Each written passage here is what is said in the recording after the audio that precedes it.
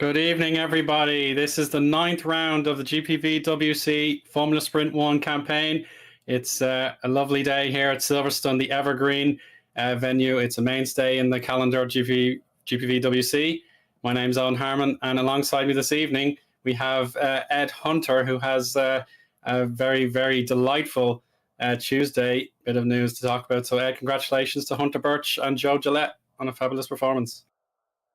Yeah, certainly still beaming from that, aren't we? So, yeah, I think we've been doing a lot of celebrating. Luckily, they've recovered enough in time for this one. but yeah, that was a fantastic performance on Tuesday by my driver Joe Gillette to get his first win and our first win in Formula Sprint 2. But up here in the third tier, that's not going to mean anything other than my own personal pride. So we're going to put that out the window and focus on the contest at hand, which it's a two-way fight currently, really, in the drivers and teams table, isn't it, Eoin? Between some very, very good teams and drivers.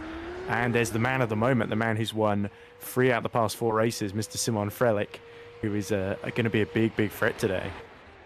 Yeah, exactly. 26-lap feature, 17-lap sprint in the near 6-kilometre track in Northamptonshire. So Frelick has the momentum behind him now, having just done a substitute performance at Suzuka in place of Tom Satterley, I think it was. So that was seemingly a one-off, but then he got the full-time deal with Griffon, and he is raring to go to build up even more race victories after he was runner-up in last season's championship. And of course, yeah, the likes of Mike Quint, who wants to go a couple of places better than before, and Victor Ivanov, the newcomer as well, who had the streak of poles, has perhaps had the biggest struggle of his season thus far, with nothing better than a 5th, but that is still capable. He's only 56 points behind, so that is workable. Frank Cammy, of course, Mr. Consistent himself, and then Amari Watson and Harry Smith, the NetRex duo. They're very much in with a shout. So we'll see how qualifying goes. It is a cloudy day. I suppose it has gone a bit cloudier since last looked. But yeah, this is such a familiar venue to the vast majority of drivers this evening. So there's lots of historical data to chew through, and I'm sure whoever gets the pole will be very excited about their prospects. And of course, the team championship is super competitive, with Malta Force just 10 points clear of the aforementioned NetRex. Exactly, yeah. So it's been nip and tuck between those two pretty much all season so far, hasn't it? With Watson and Smith being very, very consistent, Mike Quint being excellent in the Malta Force, and then Menno backing up, of course, getting that brilliant reverse grid win at Imola earlier in the season, but otherwise getting some fairly solid scores as well. So Menno's definitely been driving out of his skin in the past couple of months to try and keep them in play in the team's championship. But that's not, of course, it's this man that we can't keep our attention off of course, Simon Frelick, of course, who was the runner-up last season, had to miss at least 5 rounds this season. I think due to it was the exams and schoolwork and stuff that's getting away. He was helping with the broadcast booth as well last year, helping to broadcast direct a couple of races too. So he's very good in the car and out of the car as well. He's been a busy man, and certainly he hasn't lost anything since he's been away. And the Griffon team, who took their first podium here last year in their previous guys' ZP lab, with the help of Giuseppe Saracino, of course, on that occasion. This is a very, very happy hunting ground for them, and I believe Simon Frelick has done fairly well here in other categories as well, outside of GPV, even though it's his first official season in the GPV ladder. And we all thought after the first couple of rounds, when he kept winning those race ones and getting those pole positions, that Ivanov was going to run away with things in his MS Performance car. But having Frelick in the mix, having Mike Quint really starting to peak, and get this title charge underway, that's really thrown the cat among the pigeons, as I've been talking all over this wonderful lap from Simon Frelick, actually. So let's see if he can seal the deal then. Purple in the middle sector, 41.2. That's very, very impressive. What's he going to be as he crosses the line? There we go, provisional pole, 135.8 then, so it's 3/10 quicker than Tom Savelli, who was also on the front row at Austria as well. So there's a little bit of pressure building on the Kiwi, isn't it, Savelli? Because it seems he always puts in very, very good qualifying performances, it seems, lately, but then something tends to go wrong in the race sooner or later. Either he makes a mistake or gets taken out, sadly, as we saw with Chris Butcher, unfortunately, in Austria. But I believe no Butcher today, so he should be safe on that front at the very least. As we look at Scott Mitchell-Malm, of course, King's first home race in FS1. They've got both the local drivers, Jack Nichols and Scott Mitchell-Malm, in action, looking to get a good haul of points here. And of course, Scott Mitchell-Malm with the race. I know he's talking about that upcoming Formula 1 film in great detail. So yeah, he's been busy at Silverstone in real life, and now he's able to put in the effort as the virtual driver. So we'll see what he has learned from his time at the Grand Prix weekend. So far, yeah, he's looking pretty solid here. His objective is surely the minimum of a top 15, perhaps sneaking into the top 10. Looking at Menno Klant's time there. Oh, he's lost it there. Just too big of a slide in the final chicane after Vale. So that's a bitter blow, but he'll certainly try again as the clock just passes 10 minutes to go. And yeah, that's an unrepresentative time after that slide. So he'll try again without a doubt. Robin Mulling here for Team Rookie Monsters has 1 lap already logged in, and he's going to try and beat that as best he can and get into the 136s.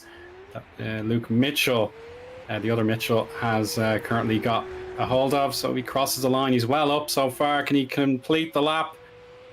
No, it's a bit of a letdown in that final sector, Ed. So it seems like sector 3, Hanger Straight through to the Hamilton Straight, is proving difficult.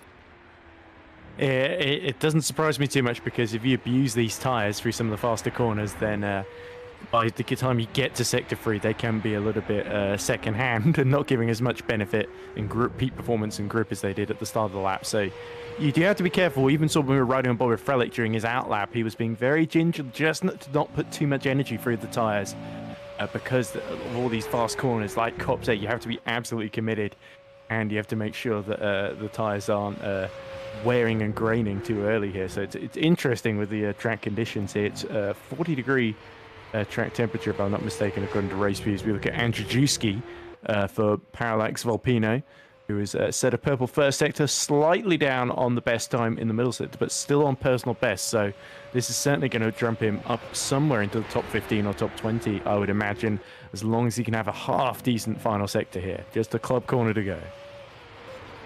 That's it. Let's see if he can complete it successfully. He takes it gentle on the second set of curbs now. To the finish line he'll go.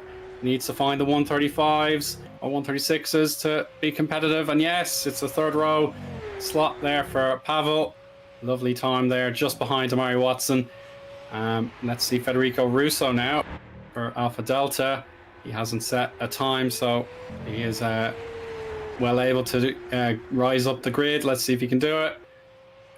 Across the line now. It's a P10, so he managed to put the Malta forces out of the top 10. So Jason Muscat now subbing in for Mike Quint, I believe. That is a crucial extra impetus there for Alpha Delta. They're so close at time, but yeah, to get a top 10 start here, just with Lucchini there on the opposite end of the sandwich, and that could be certainly one to look out for. Yeah, it certainly could be. As I believe, if I'm not mistaken, I think we were talking about Mike Quint earlier, but I think it's Jason Muscat that's filling in for him today. So we saw Ivanov miss a round, and now it seems it's Mike Quint's turn. So it seems almost to be the schedules or the universe, as it were, balancing itself out there of our two title contenders. But yeah, Muscat, of course, has got quite a job to do. We saw him in the FS2 race flip spectacularly in a massive crash at Maggots Beckett's Chapel, essentially, with I think it was Manikandin who he made contact with, sadly. Well, I think people will probably argue that Manikandin sort of, and I think he even admitted he was just he got hit by someone, then was just backing up over the road. As there we go, he goes fifth fastest there, Jason Muscat. So that's a much better. Savily demonstrated just what I was talking about at Maggots Beckett's Chapel there. What happens when you hit the entry for Chapel wrong and it just loops around on you. Meanwhile, teammate Ivanov down in fifth at the moment. Not a particularly spectacular middle sector then. So Ivanov has got 6 minutes left to re-find his form here and try and get onto the front row of the grid. He's on the third row at the moment. Yeah, that's beneath his average, without a doubt. He's probably averaging 2 point something in qualifying because of all the pole positions he's earned for himself. Purple Sector 3 gets him ahead of his teammate there, and just behind Shimon and Omari. Noah Court is here for HGP, and he has a very passionate support in the chat from John Court, his father. So we look forward to seeing John's enthusiasm in the YouTube chat for his son Noah, and Noah actually goes 12th there. Yeah, we also have Craigie, who's watching from Goodwood. I assume for the Festival of Speed this weekend, which I've used to go to many years in the past, of course. Brilliant event, of course, but certainly the hill climb there is competitive in its own right, but it's a totally different kettle of fish to drive than Silverstone, for example. So great to see Noah caught back and qualifying pretty well. He was a bit unlucky, I thought, to just miss out on points in race 2 at Austria. So let's see if he can put that right as his teammate Leedstra for HGP. So it looks like Frank Hamming and Mike Quint not present today. So this is a big opportunity for Ivanov, and it's just as well he's got that lap in. I think maybe what's happening with Ivanov, well, the reason why he's not getting those pole positions is because the rest of the field has just caught up with him and learned all of his tricks. Particularly, we see Watson setting a very, very similar time to him as well. And then, Frelick just seems to find that extra little bit. Of course, he was fighting for the championship for so long last season, leading a fair bit of the first half of it for a very good reason, because he's definitely on a similar level to Jack Mayer, although Mayer, of course, won out in the end, his teammate at TOP last season. As there's Abler for Pixelate Esports. Can he get into, just outside the top 15 then? And that's 16th place. A good effort from the Pixelate driver. The South African then will have to try again for his final couple of runs. But interesting standout story to me, not only MS Performance 3rd and 4th, but Bildsen Volpino with Rozak returning to the cockpit and Andrzejewski coming over from formerly a substitute driver for Hyperion, who did so well, of course, in Spain and Austria, and very nearly won on a couple of occasions there. Like, he was fighting for the league quite a while in Austria, wasn't he? And they're both 8th and 9th at the moment, solidly in the top 10. So a big opportunity for them to strike back in that team's championship. Yeah, I suppose Parallax Volpino have had 2 rounds, I think, where they had, or maybe 3, including the most recent one in Austria, where they just had 1 active car on the circuit. So yeah, the fact that they are down a car already really didn't help their cause. So now that they have a strong pair ready to go, the track that seemingly suits the driver pairing, that should help them without a doubt to catch up to the very compact battle for 10th place with Kings Racing on 72, Parallax 2 places behind 70, with Pixelate in the middle of 71. So remarkably close action there. Points will be so crucial heading into the second half of the season. Indeed it will. Speaking of Pixelate, here's the other car driven by Massimiliano Riboli, filling in, of course, for their regular driver who was on pole earlier in the season. Isaac Clark. Isaac Clark, of course, the American driver, yes. So great to see Riboli getting another chance after he had some pretty solid drives in his sort of heroic substitute performances in the sort of lower end of the points in FS1 before. But Frelick there is on a very, very quick time here. Just 1 final sector to go. Absolutely hustling the car through Stowe. Now the Vale Chicane and Club Corner. And this is surely going to be a blistering pole lap then, Eoin. It's got to be 1:35.7. He just misses out on a sweep, but he improves by 1/10 of a second to make life even more difficult for Watson, Ivanov and Satterley, occupying the first and second rows. Harry Smith will want to get onto one of those positions, as he is one of the many home drivers here in Britain. So we'll see if he can break up the MS Performance pairing there, get close to his teammate, maybe even exceed his time. And now through Stowe he goes. Got to mind that curb, and he does so. Final chicane, and the extra right-hander to go before the start-finish line. Let's see what he can do. It's the 1:35.7, the target. If he can match it, let's see what he's got. It's 1:36.1, so it is an improvement to get ahead of Tom. And just behind Victor Ivanov, there's Amari. That's probably the end of his session there. He's pitted with less than 1 minute and 15 seconds to go. So he can't possibly rejoin in time, I'm afraid. Yeah, I think he sort of knew that there wasn't much he could do there. Maybe the tyres had just had it at that point. Going through the final corner, he just crawled to a halt on the inside, and looks like Russo may be done for the session as well. Here's Luke Mitchell, special livery for Lunark this weekend. Very Lotus inspired, I think.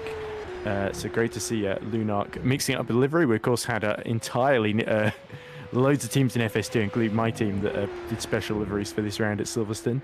And looks like Lunark are in on it as well, which is great to see a fellow. I guess they did half of last season as well, but they still feel like a new team to me, Lunark. And Luke Mitchell, the reigning FS2 champion, just hangs the rear end through the loop there. So I'm not sure Luke Mitchell is going to improve too much, but he is just inside what would be the points paying positions in the race in 15th then. So not spectacular, but he can certainly race from there. But here's Harry Smith then, slightly better in the first sector, but 4 tenths down in the middle. So I think Harry Smith might have to settle for 4th here, and indeed he does. Into the pits he comes. Yeah, we're starting to run out of drivers still eligible for final lap time. Certainly Zubinski and a few others are on the lap, so we'll join Scott Mitchell-Malm here for his final attempt. We know what went wrong for him a little bit earlier in this qualifying session, and if he can complete the Vale chicane properly, then he's definitely got the pace to back himself up here and get a strong time here. Perhaps the likes of his brother Luke could be beatable. Let's see if he's got the setup the way he needs it to be. So across the line he'll go. The target is a 136.7 and it's a 136.6. And he's just behind his brother there, so close yet so far. So that is you really predicted good. it perfectly, though. That's exactly where you said he'd be. So, as Jonas Abler actually splits the two Mitchell brothers, as Riboli in the other Pixelate goes 14th fastest on a 36.5. So good late efforts from the Pixelate duo. As here's Luca Filin. Now remember, Filin won a couple of early races, has had a bit of a tough going of it in previous rounds. Pavel Andrzejewski goes 4th fastest for Parallax Volpino. Filin in the championship is on the exact same number of points as Simon Frelich at the present moment as well. So let's see if he can get any closer within the top 10. Crossing the line, here he comes. And it's going to remain 10th though. So that middle sector that really scuppered it for Filin there, as Ivanov has also gone 2nd fastest down. He set a 27.834 purple in the final sector. Not by a whole lot, but enough to make the difference there. Just a 10.5 away from pole position. Yeah, he really did save his ultimate pace for the end, but it is a commanding showing yet again for the man in form, Szymon Frelich, using his knowledge of this series. He secured himself pole position for Grifone. There is Ivanov there, the previous dominant qualifier. He's just been beaten by a 10.5. But Amari Watson, Pavel Andrzejewski, Harry Smith, and Tom Satterley have proven there is a dominant set of teams. So we'll see how the top 6 get on. HGP have Stan Viletstra in 7th, Jason Muscat, Patrick Roszak, and Lucas Tylene have the top 10 secured. The Alpha Delta teammates are together. It's Federico Russo heading Mirko Lucchini, Menno Klont in P13. Quiet session for him, but you can be pretty pleased with that after his time off watching the Austrian Grand Prix. Massimiliano Raboli and Noah Court are in the points paying positions there, just 3/4 of a second off pole time. We've Luke Mitchell ahead there for Lunark. Jonas Abler is also back for Pixelate, and Scott Mitchell-Malm 18th, the lead King's driver. Robin Mulding and Philip Koenig are in the top 20. And everyone on this third page are a second or more slower than the pole time, but it's Matthew Zabinski, 21st, ahead of Daniel Scott, and the other Hyperion of Matthews Dabrowski. Owen Kvil-Hausvik, the 100-to-1 hero there, P24, ahead of Jack Nichols in the other King's car. David DeVries, Dan Tyne, Sandro Van Sand, Bradley Sellers, 26th through 29th there, and Damir Karatko in the other VMS. Sonetits did not set a time, but I will believe will be able to compete in today's feature race.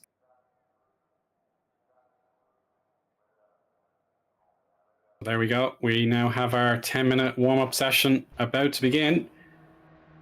Hopefully the weather will continue to hold, at least for many of the drivers at the front. They won't want to witness what we saw on Tuesday for FS2 with the changeable conditions. That put some drivers out. But of course, Ed, you were the winning ticket holder with Joe, and I'm sure these drivers will be able to react to whatever is thrown in front of them. Yeah, and not to forget, of course, Damir Karatko, who followed up Joe's win with taking second place in the reverse grid race soon after as well. So definitely a very, very good day on Tuesday for Thunderbird Simulation. But here, Damir has got a 30-place grid penalty for an unsafe rejoin at the Austrian Grand Prix. If you remember, I think it was an incident, if I remember correctly, at the final corner, essentially. Yeah, where he collected some because he rejoined after a spin at the final corner in Austria, which is, of course, turn 10. So Damir decided not to bother qualifying because with less than 30 cars, he was always going to be at the back regardless. Yeah. So yeah, that sort of makes sense. Although obviously, even with a penalty, you do love to see people, even knowing they've got a penalty, just giving it a go at qualifying, because it does tend to lift the soul, if nothing else. But but I guess Damir, he's got his eyes on the prize and is thinking about how to make up ground from the back of the field. Yeah, I can certainly see why he's more worried about the racing aspect. So he'll be straight onto the track for the warm-up, make sure on the appropriate setup that he needs, and he knows the tyre strategy that he has to perform. So we'll just follow along with Amari Watson on board here. I believe that one of the Parallax Alpinos ahead of him. So we'll see how he gets on with this lap. Everybody should be now setting their first flying lap if they've started, if they crossed the line at this stage. So yeah, through the lovely modern section now, Abbey Farm and Village. And we'll get a good slipstream in the DRS zone of the Wellington Straight coming up in just a moment. The potential for accidents on that runoff area, it's definitely historically and presently a threat with the bounce on the ground. I know the Irish interest, Alex Dunn in Formula 3, had a terrible shunt there. He went airborne and careened into other drivers in one of the races on the weekend. So that's one thing the drivers should be wary of if their car gets pitched airborne. Yeah, it's certainly an ever-present danger. You've got to know what to do once you get in the runoff as well, or if you're in qualifying as well. At Copse Corner, a couple of drivers like Sergio Perez, they found themselves in the gravel, and Max Verstappen, I thought, had a very, very good presence of mind once he was there to go straight on rather than trying to immediately rejoin the track in low grip conditions, because Perez just sort of spun around, whereas Verstappen sort of kept his head and got to the service road and then did the turning. Which I thought you have to make those decisions very, very quickly, not just in real life, but also in the sim as well. In terms of this race, I think we're looking at a Frelick versus Ivanov battle, aren't we? And that's certainly going to be entertaining, because they've not really been on the same piece of track too often this season, have they? Because with Frelick having really, really good the last couple of rounds, and Ivanov having a lot of bad luck and also being slightly off the pace on a couple of others. So strategically it could be very, very interesting whether MS Performance decide to go a bit easier on the tyres, run long in the first stint, or whether Ivanov is going to be aggressive and try to undercut to get past Simon Frelick there, because there's, like I say, a big chance to gain ground in the championship on Mike Quinn. But even if he just gets 2 podiums and doesn't win, even if he wins both races and takes fastest lap, maximum he's going to get is 47 points, and he's 56 behind at the moment. So Mike Quinn's going to rest at least somewhat easy, but I think he'd be resting a lot easier if Ivanov doesn't win either of these races. Yeah, having the buffer front is valuable, but knowing that there's nothing he can do to contain Victor today, hopefully that won't cause him any stress at the end of the season. But I suppose now he has plenty of time to adapt whenever he is able to return to the series. So yeah, he does have that hard work in the pocket, but his job, of course, is when he's ready to come back he can commit all of his best efforts. I know how horribly wrong it went from last season. Just those catastrophic set of results, either caused by computer failures or just general bad luck. He's definitely put that behind him thus far this season. So yeah, now that he is missing for the first time in an active race for FS1 in 2024, I suppose he has earned that right to step away for one day and come back with the best mindset that he can for the next round that he's available to come to. Yeah, often it's just whenever you book your holiday for, you can't really get away from it. Exactly. Yeah. You've got a computer that you can use to play R-Factor 2 on to hand. As I've discovered, because I'm on a MacBook, so I've been on the Mac stuff, so I can't run R-Factor 2 period without using Boot Camp and sort of special things that I think might potentially be illegal, but to bypass the operating system. But yeah, I guess the worry is that it was sort of about this point in the season that things started to go horribly wrong for Mike Quint. So missing one race, because even I've missed the race in Imola, like I said, it sort of balances it out, and he's certainly going to be ahead no matter what happens at the end of this one. But it's certainly, you got to hope that it doesn't begin this sort of trend, because we've had, even up being really strong first part of the season, Mike Quint in the last couple of races has been exceptionally strong. Are we going to see it just the pendulum swing the other way now, and it just becomes a story of as we see Rimboli, again, very good presence of mind to remember where the runoff is and not just go on the grass there where it potentially could spin around.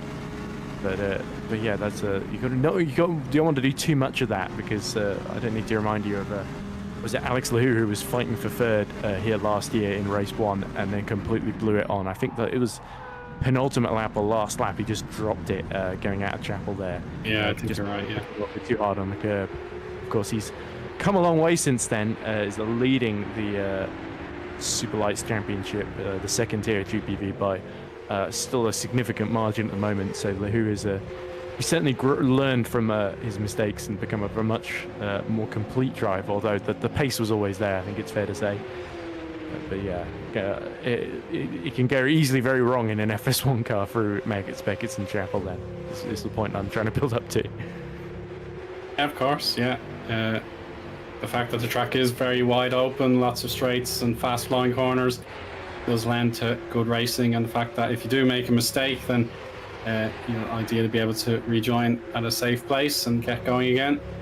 I feel it's deceptive though, Eoin. Yeah, it is deceptive. It's such a wide circuit, but there's so many bits where if you just get a little bit on the grass, you are going to be heading straight to the wall at high speed, even if it is a long way away. Like Stowe's another one where it can go very, very wrong very, very quickly. I've seen drivers just dip the left rear tyre onto the grass because they're trying to get out to the outside curb a little bit too early. I think Matej Majka of all people I saw get it wrong in a R-Factor 2 race not too long ago, a couple of months back in another series. So yeah, even top drivers can just absolutely be pushing that a little bit too hard to make up ground and find themselves far from gaining time. They can find themselves out of the running in a heartbeat. So like I said, this circuit does require quite a bit of presence of mind, quite a bit of tyre preservation at times, but also just good instincts and bravery as well can get you far.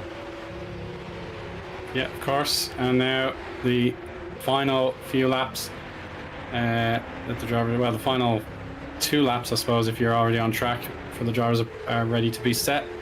23 times have been set in this warm-up. For the most part, yeah, Shimon has not shown any of his potential plans for this race. He's going to set his first time very late in the session. As a matter of fact, he's in the final sector now. So we'll see how he gets on. And it is 141.5, so he is down the order in 24th, so just not visible on the leaderboard at the minute. There he is now. So we'll know a bit more about Shimon's plans for the race when actually we get our formation lap going. For example, Robin Mulling is also about to set a time, so we will have 25 completed laps registered in the warm-up table, with Stan Villestra top of the timings at 138.4. Yeah, Villestra is usually drives for Team Iris in a couple of other championships, which is a pretty top-level German team, and yeah, he's not a sort of driver you traditionally think of as one of the fastest out there, but very, very solid, very, very respectable, and certainly he's been gaining experience in a load of different R-Fantasy championships and learning all the time. So Velistra could be, he's definitely a good choice for HGP to use, and he could do a lot of damage today to some of the drivers in the lower end of the points. So yeah, keep your eyes a little bit on Velistra as this one goes along. Yeah, exactly. So we now have just checkered flag waving to denote the end of the session, and for any of our viewers on YouTube, we have a poll running at the moment just to predict the race winner for our feature race, with 4 possible options to choose from, with the top 3 drivers on our grid named. And if you feel someone outside the top 3 can win it, you can vote for other as an option. But yeah, if you want to keep that prediction to yourself and you get it right, then yeah, you'll be raging that you didn't say it. So it'll be interesting to see how that poll results when it's completed, hopefully very soon. Yeah, not wanting to insult our audience too much, Eoin, but we do get some odd results in the polls. I remember I did the Super League race in Austria, filling in for Caitlin Penny, and Mark Schluter was on pole position, and nobody voted for Mark Schluter to win, even though he did.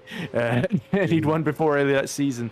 They either voted for, I think, Grankfist or Dylan Fisher, and to be fair, they're both very, very popular drivers that were starting in second and third that day as well.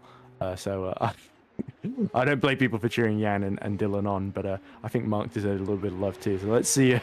I hope Simon gets some. I suspect he will. I think it'll be him and it'll be Frelich and Ivanov that probably get the lion's share of the votes, but maybe 1 or 2 will vote for Omari, given that he's the most popular FS1 driver, given the poll we did at the start of the season as well.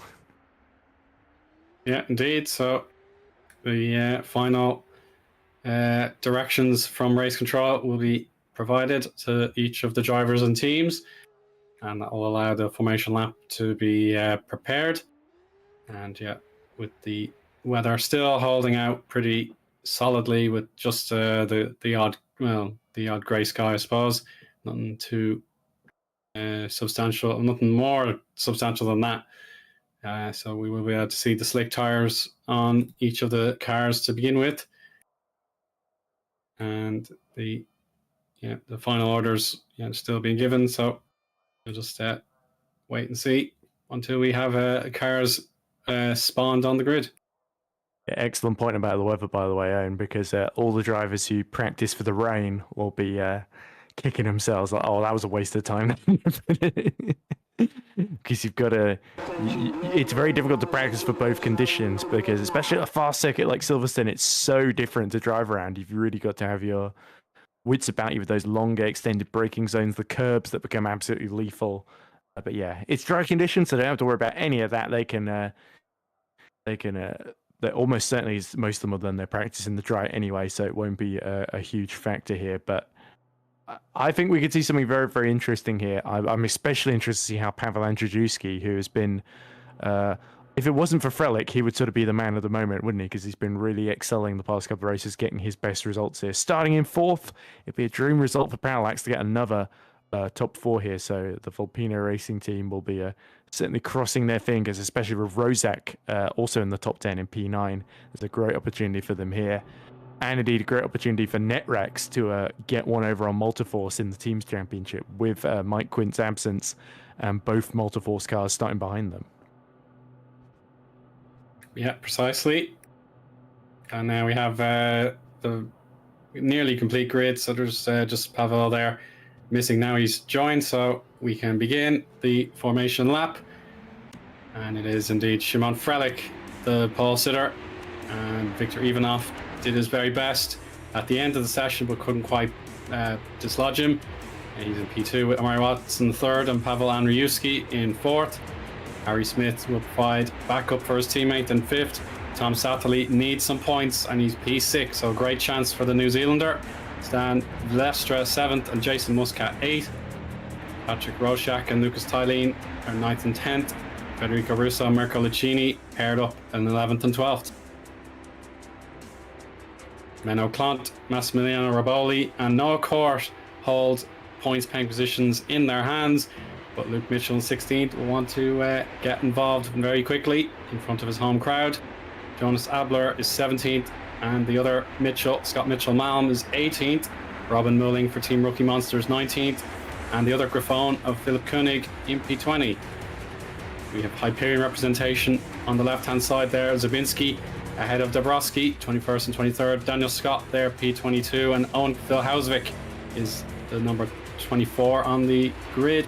Jack Nichols and David DeVries, 25th, 26th.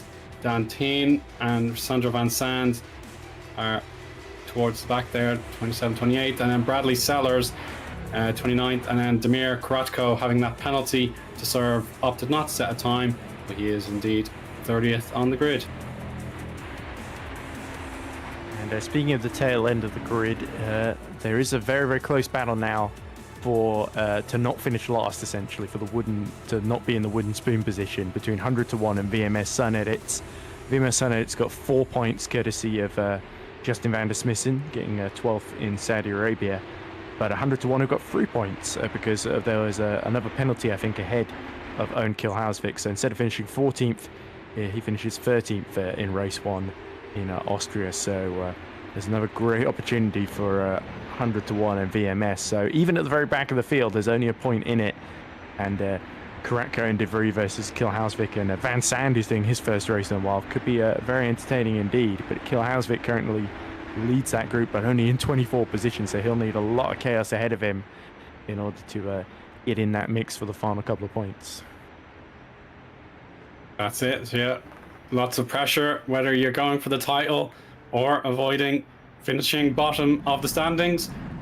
And now we have our final car lined up on the grid. So it is an awkward one if you're just on the incline or the final curve there, having to slot in at an angle. But yeah, Karatko has found the grid slot that he needed to, and we'll get going for our 26 lap feature race to begin proceedings on this Thursday evening. So we're waiting for those 5 red lights to come on. So here we go. It is Freilich ahead of Ivanov, with Watson and Andriuski just behind, hoping there is a way through, and they're off. So let's see, a great launch for the lead 2. Amari Watson has to defend aggressively immediately, so he's going to be potentially vulnerable into Village. And there is Andriuski forced off. He's got to be careful now, he could be exposed. Satterley wants the position on the inside. Not available though. Good hold here from the Parallax. And Smith has actually profited here, so Smith has joined his teammate in P4. Yeah, excellent start for Netrex. And Trajewski did very, very well to hold on to that. I could have sworn he was going to hit the grass and spin around, as Velistra is now all over the back of Tom Saverly, and Muscat is getting involved, trying to hold off Rozak then, as he fights to hold on to that 8th position, and now he's having a look at the HDP in front of him. So Velistra sort of in the middle, Malcolm in the middle here in this situation, that he's desperately trying to defend whilst attacking, which is not ideal, because your focus can only really go one way realistically, as there's Menno making a move up the inside of Mirko Lucchini. So good start for Menno Klont here at Silverstone. Yes, and a front wing's gone flying. Oh no, Bradley Sellers at the back of the picture there has come into trouble. Dabrowski and Koenig, I think, have retired from the race already.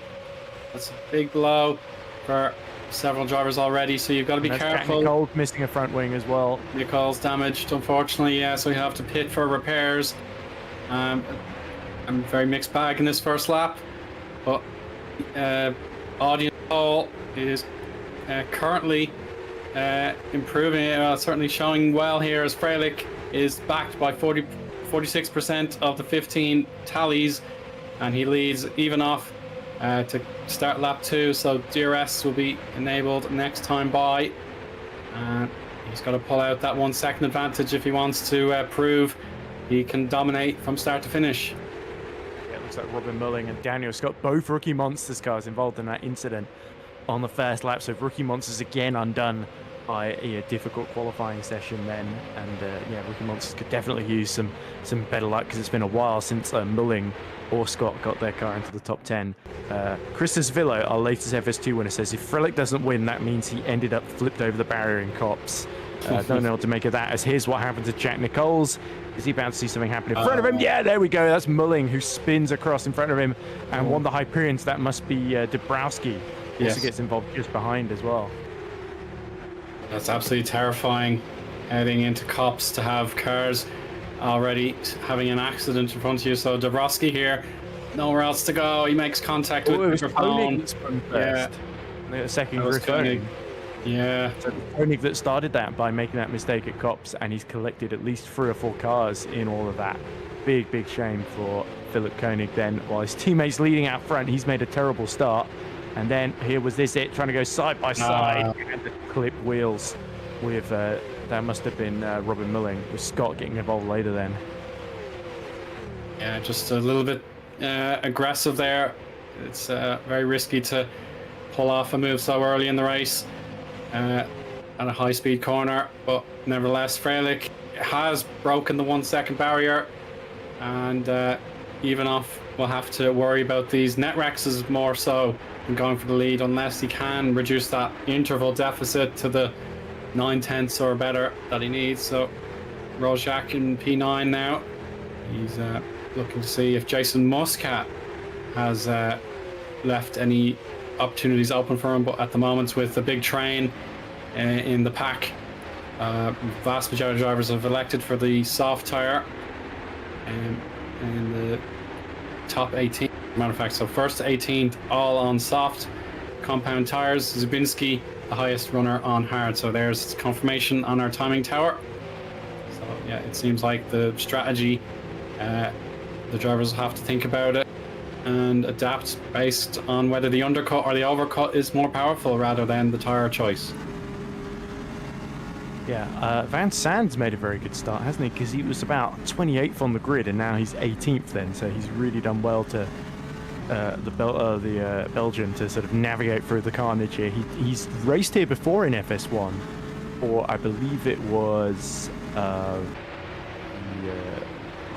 was it Alpha Delta, wasn't it? Yes, in their purple and blue and black machines. So yeah, he's certainly got that little bit of experience. I believe I can't remember where he finished. It was definitely just outside the points, I think. So he'll be looking to add to the tally that Kilhausvik finally broke the team's duck there at Austria, of course.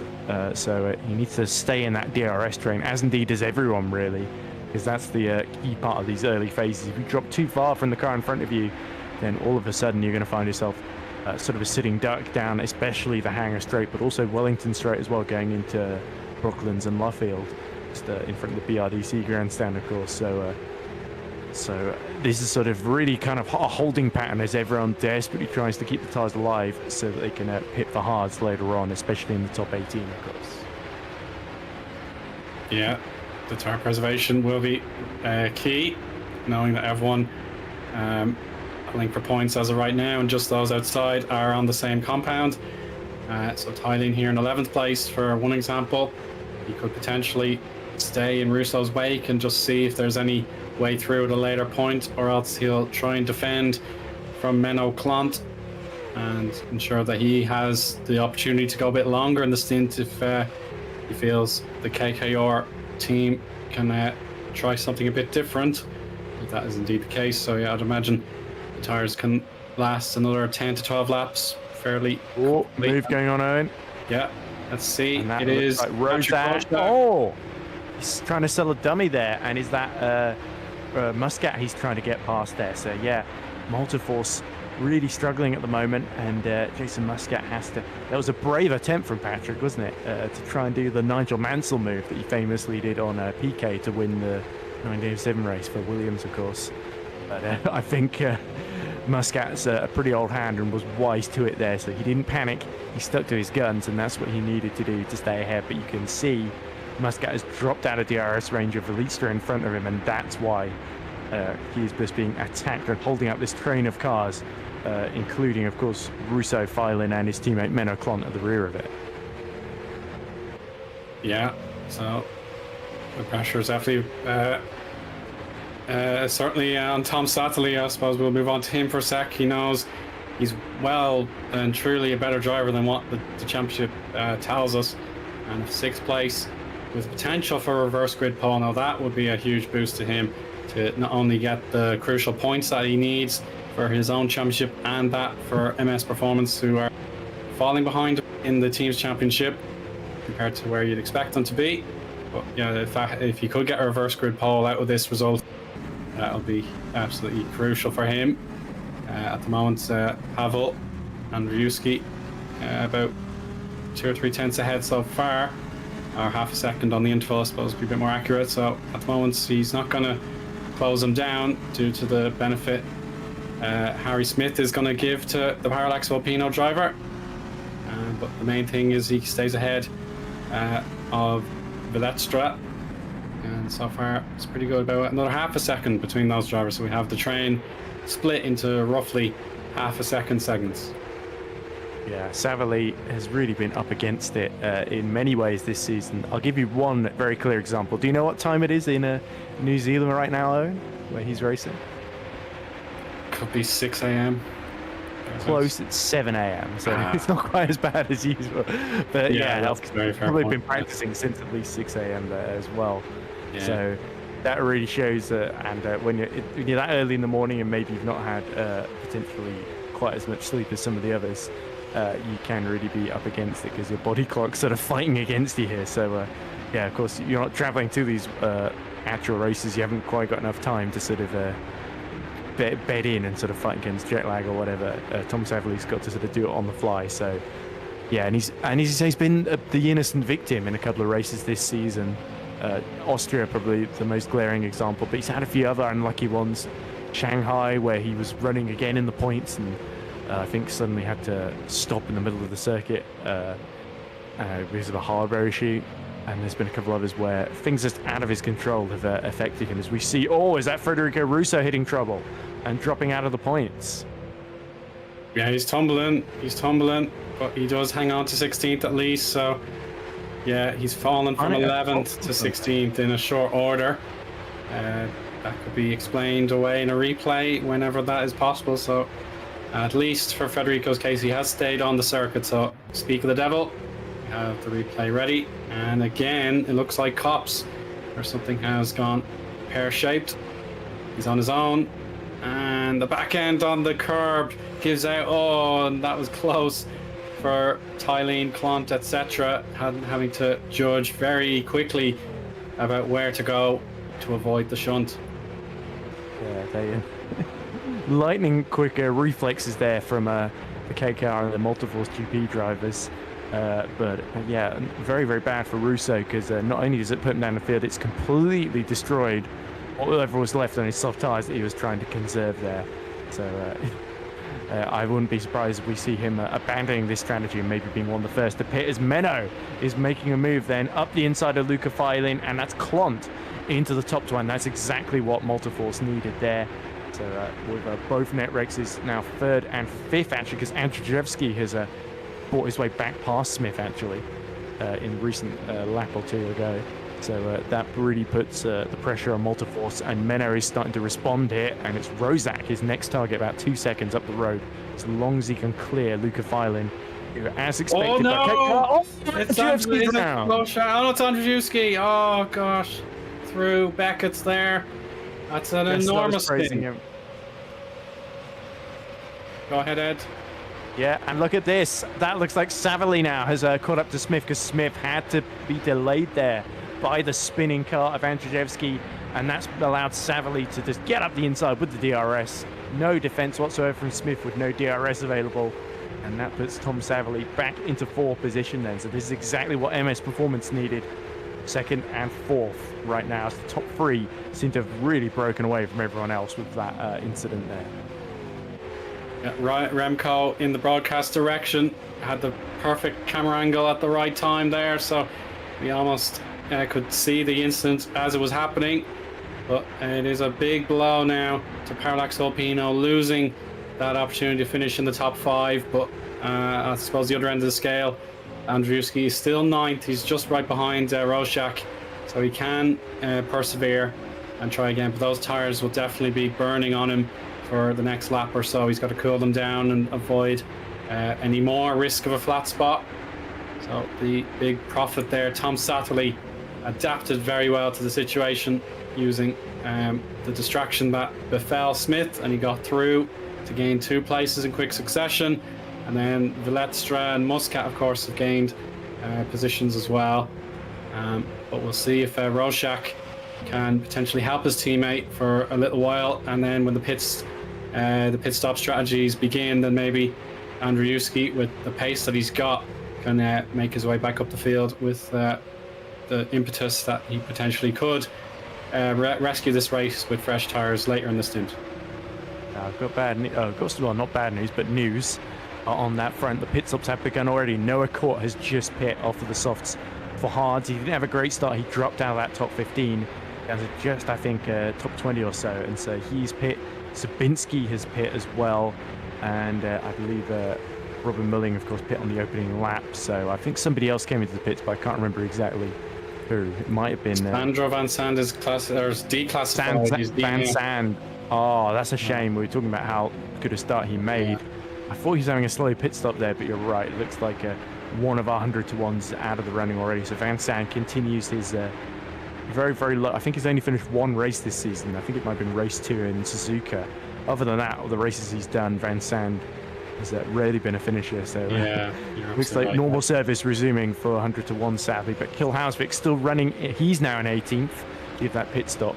But he's sort of last of those still on the soft tyres then, as this fight for essentially a 9th position. Here's Andrzejewski passes Roszak for 8th there.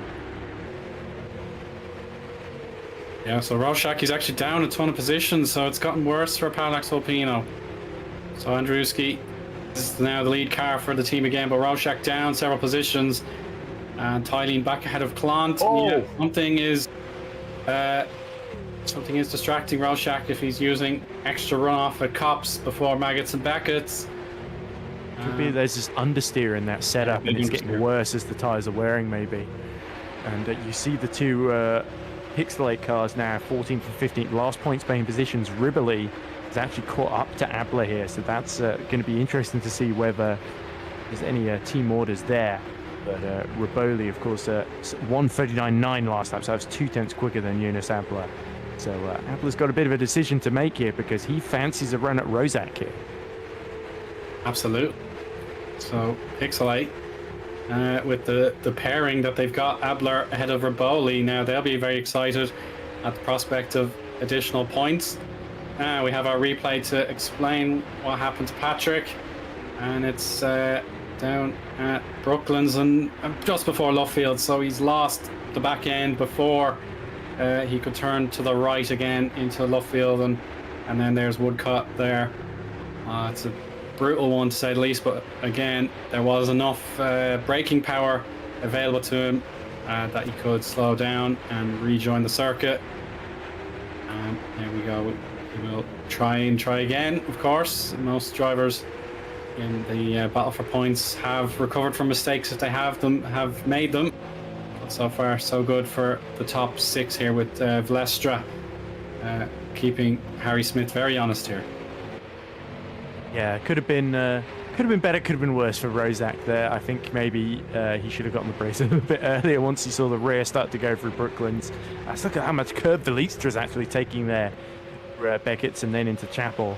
So he's really starting to put the pressure on Harry Smith here. We saw Savily make it through, and now Vlestra filling in, of course, for Frank Hamming. Wants to do the Dutchman proud as the rear just starts to step out a little bit through Stowe there. Such a fantastic corner to watch, and both Savily and Smith pull the trigger, so they're the first of that leading group to pit. They've seen the pace of Zabinski, who's taking 1:38.0s on new soft tyres. Then they fancy a bit of that, but meanwhile Frelick, Ivanov and Watson stay out, and it looks like Russo, Riboli and Clant are also coming in as well on this lap.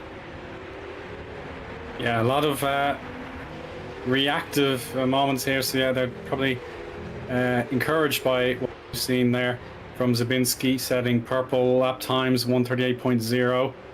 Frelick, Ivanov and Watson have to ignore that for now. They just have to follow what they think can win the race for themselves and their teams. But of course, yeah, they will have 1 lap of response time if they want to react straight away. And then it's Vlestra on his own for the moment with Muscat. I think just within DRS, as a matter of fact. So he has kept him very even in the first sector of this lap, so he can claw it back, as Leicester has no slipstream partner.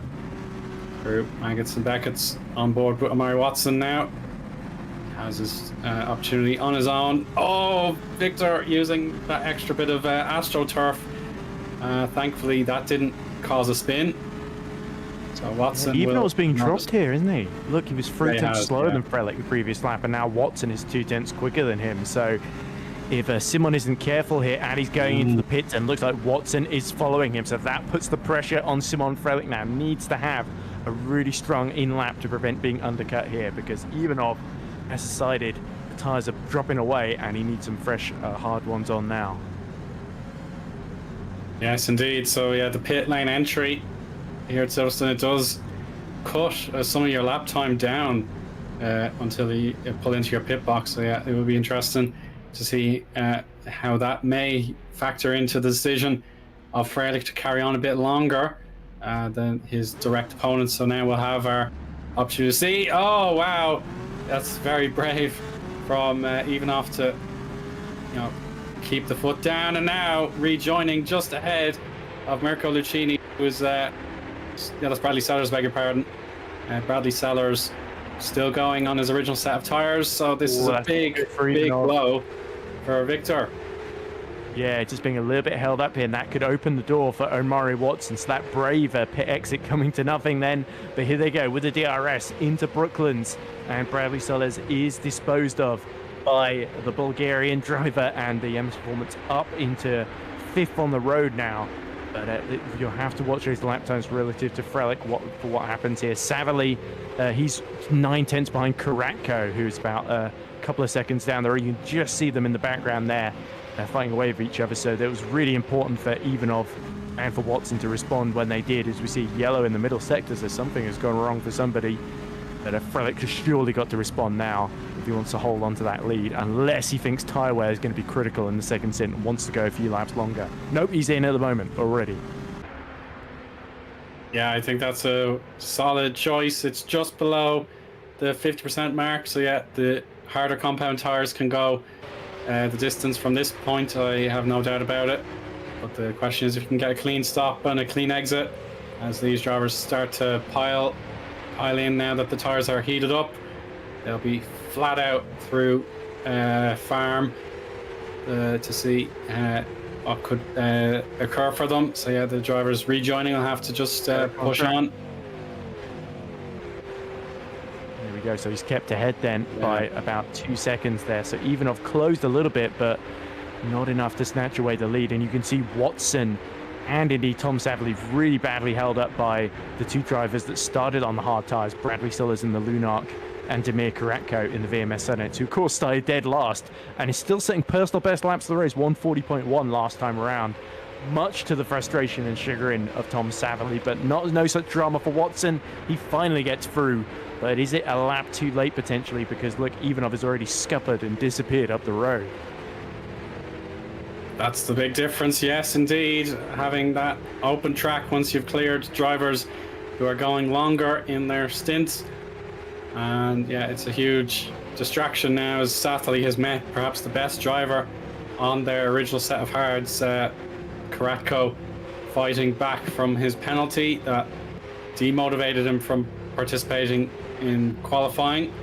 So yeah, he's got that race pace under his car today. And now Andrzejewski fighting back from that earlier spin we saw, and still the MS Performance has to lunge now into Stowe to stand a chance, and it's been firmly swatted away. That's enough for Sellers. Bradley Sellers into the kitty litter for a brief moment there, but thankfully he can rejoin. He has to be alert to Tylene and Clont before he can actually retake his racing line.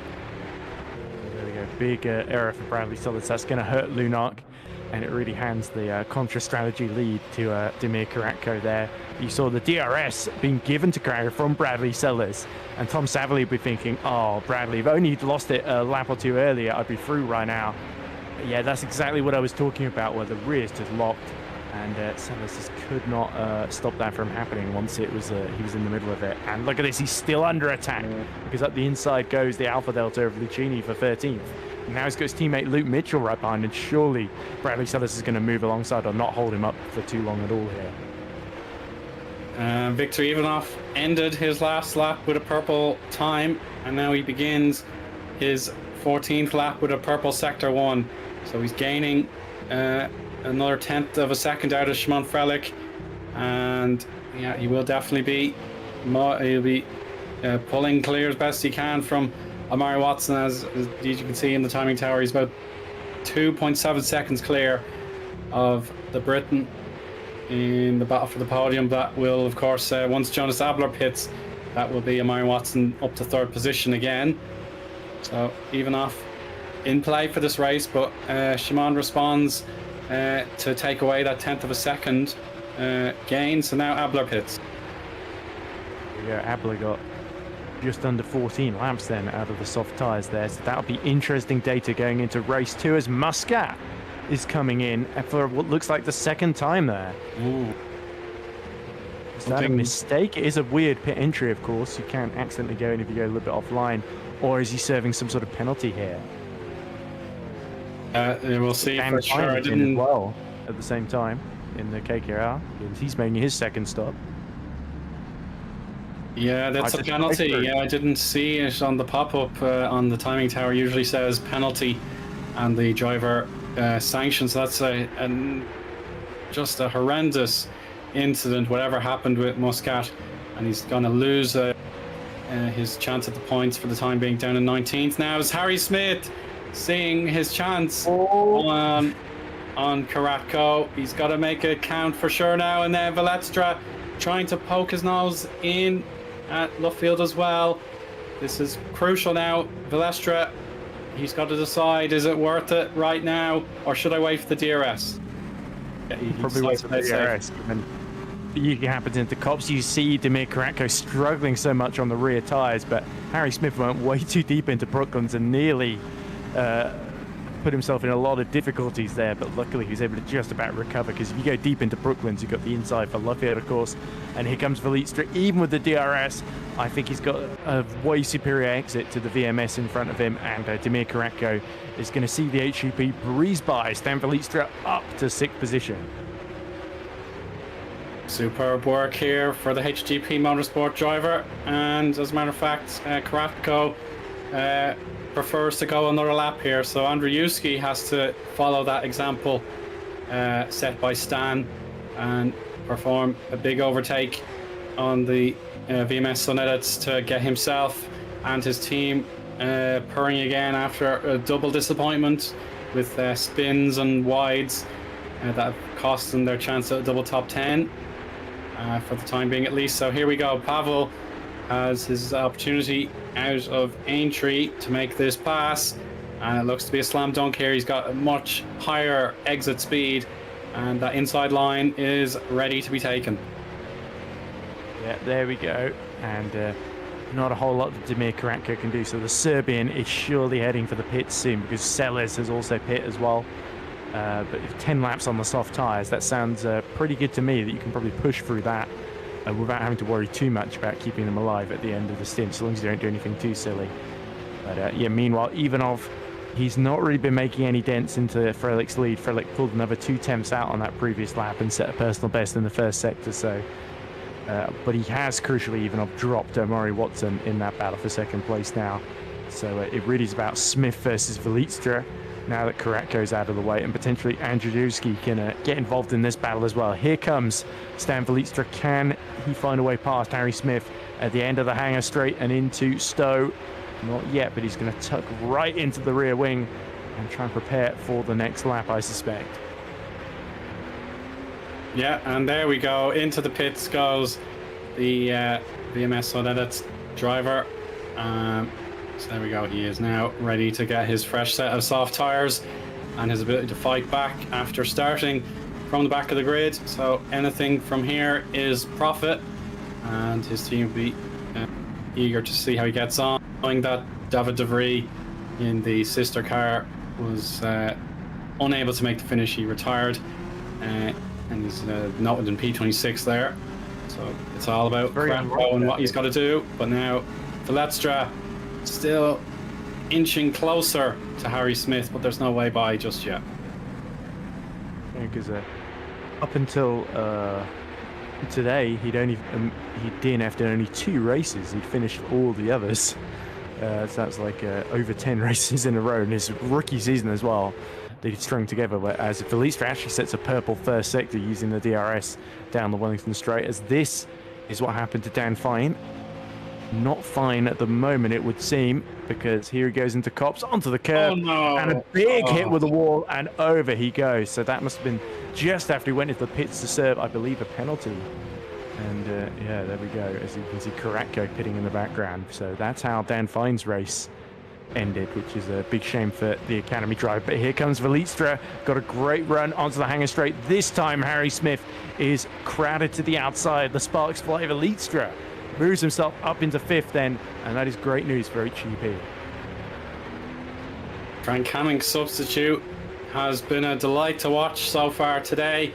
The top 5 result here is exactly what the team will have wished for from him, and now his job is to counteract anything Harry Smith can do now that he has the shot of DRS. And then P7 in the background is of course Pavel Andrzejewski for Parallax Volpino.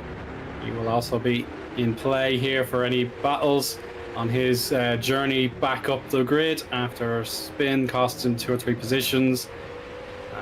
Still, yeah, we're going to have to wait and see. In the background there, that's Menno Clont. He's having a look at Thailand. Is it going to be enough? No, it was just a peek at what could have been and what may still be yet to come. Yep, so watch this space. Menno loves to put on a couple of moves. I think Silverstone is definitely one of his better circuits. It's a shame with that penalty for Muscat is really handed the advantage to Netrex here, but luckily for them, the likes of Veletstra and Andrzejewski are going to try and limit the damage here. But certainly Watson has pulled out enough of a gap to Savali to look very nailed on for the podium at the moment as we go into what look like the final 8 laps of this race then, and Simon Frelick still leading by 2.7 seconds. He's just pulled out another 10th on Ivanov. So Ivanov, he's certainly recovered fairly well from being challenged by Watson in the first stint. You sense that Frelick has just got that little bit in hand if he needs it. He may not need it in the end because Ivanov he's not able to respond at the present moment. Lapping very, very similarly in terms of lap times, so it's a bit of a stalemate right now. Andrzejewski is really keeping the pressure on Harry Smith. He's got to hope that Veletstra escapes up the road and starts fighting with Savali so that he can get Harry Smith all to himself here, can Pavel.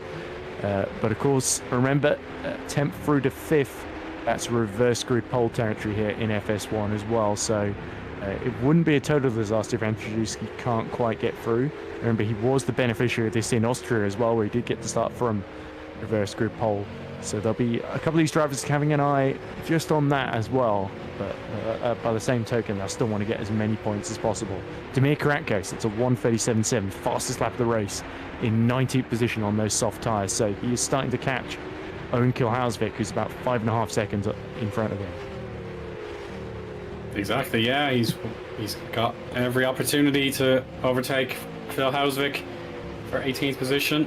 It'll take another little while, but as of right now, the lap counter is in his favour. We're not yet at lap 20 for race leader Frelick, holding comfortably that 2.5 second advantage. It has been pretty stable since the original effort from Ivanov to set purple sectors, but of course anything could change.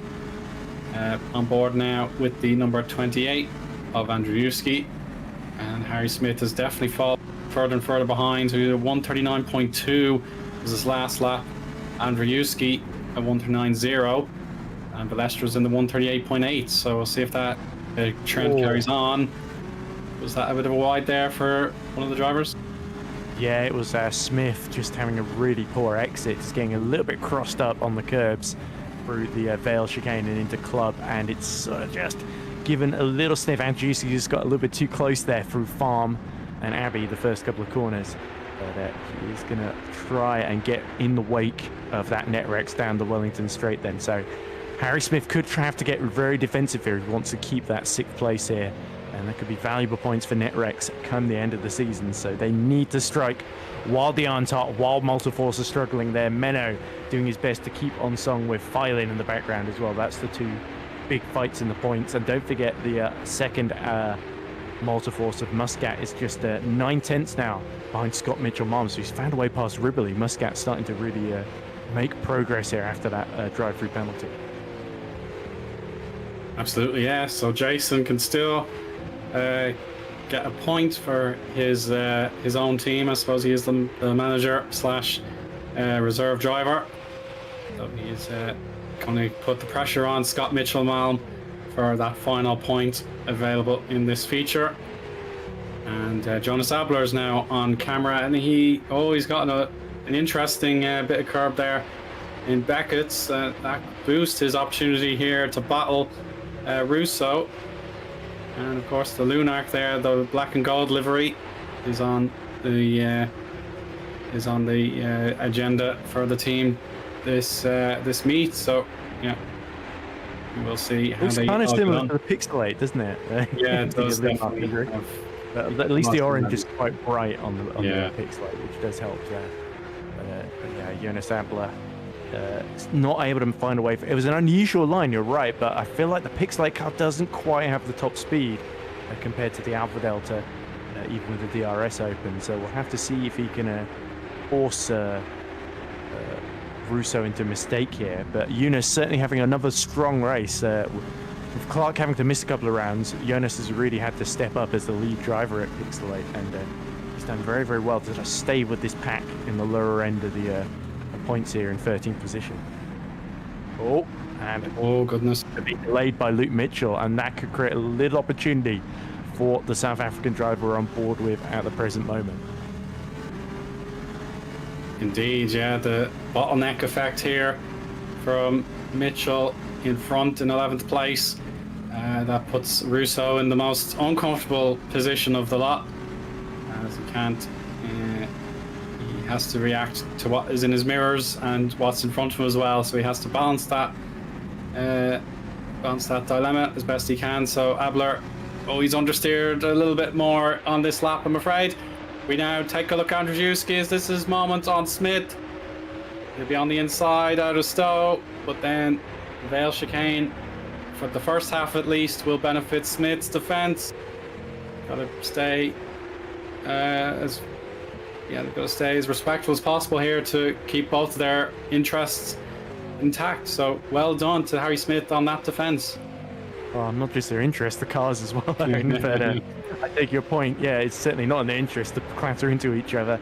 And Andrzejewski tried to go around the outside, tried to stick his nose at the inside for a club corner, and Harry Smith got the better traction on the racing line though. So that is the problem with trying to make a move at Silverstone. You've really got to be either very, very late on the brakes or have a lot of extra grip at your disposal then. But now very close in the DRS. Looks almost like Andrzejewski shuts it very, very early there actually on his approach into Brocklands. Gets well over the curbs there actually, so that's going to lose him just a tenth or two. But while this is going on just up the road, it looks like Savali's having to get defensive from Velitzka, who has been very, very impressive today for HGP. And Savali, who was looking forward to a top 4 position, might have it taken away from him, especially if he runs off track like that at Cop Zone. Yeah, that's just the glimmer in Stan's eye here. If he sees Satali understeering at high speed, yeah, he's going to push with everything he's got now. Perhaps he knows Satali has got to score some points here just to take the weight off his shoulders and prove that the championship table is not telling the truth, that Tom is a much better driver than the 8 points that he's earned so far this season. But Stan, he's got the cameo, or the benefit of being a cameo driver, knowing that if he does really well, then his team will be delighted with him, and he doesn't have to think too much about being a firm championship contender. He just has to make sure he scores well and gets HGP humming along in their own team's championship. Yeah, he's competed in a Formula Sprint 1 before for Gallery 82, yet to score any points though, Stan Velitzka. So certainly he's not driven in a couple of years in GPV period, so it's great to see him back. And he's certainly learned a lot since he's been away, and Tom Savally's really feeling that. But Savally, to be fair, has driven much. He's not only put in a very good performance, but he's also had a lot of good luck here. You sense that there was a little bit of frustration when he came out behind some of the cars that ran long in the first stint after his pit stop. But he hasn't let it dissuade him too much. His lap times stayed fairly consistent in the sort of high 38s there. The leaks were sort of dipping into the mid 38s as well. So he might just have the legs on him. But if Savally defends well, he might be able to hold on here. The other close battle going on is Scott Mitchell-Mom trying to hold on to the final points position from Jason Muscat. And so Muscat was 2/10 faster the previous lap. But Mitchell-Mom in his home event, another race that luckily he's been able to show up to outside of his work commitments. So he's definitely very, very keen to hold on to this one, because it could be the last race he does for a while before inevitably the Grand Prix circus calls him up again. But and there's Andrzejewski having another look up the inside of Smith. And is it me, or is Pavel's starting to get a little bit frustrated here? Oh, very frustrated. Yeah, it's still within reach here with 3 laps to go for race leader Freilich. He can still achieve the pass, but his timing has to be impeccable. Lucchini now. On tires. Yeah, the tires are starting to wear out. Lucchini here, surely. Yeah, so Menno Clont has gone longer on his second stint here. So Lucchini with a slight tire advantage. As you mentioned, that he went quite long on his softs, and he's got the opportunity to profit now. Difference between the two. A 3-lap difference precisely. For Clont and 11 for Lucchini. Yeah, and now Pavel trying again. But Harry Smith just will not concede. He knows Netrex as the team's championship leaders. If the results stay as they are, Multiforce don't have enough points as things currently stand to keep them at bay. So every possible point that Netrex can earn in this feature race will be so priceless when it comes to the team's championship later in the season, knowing that Mike Quint has decided to attend today now.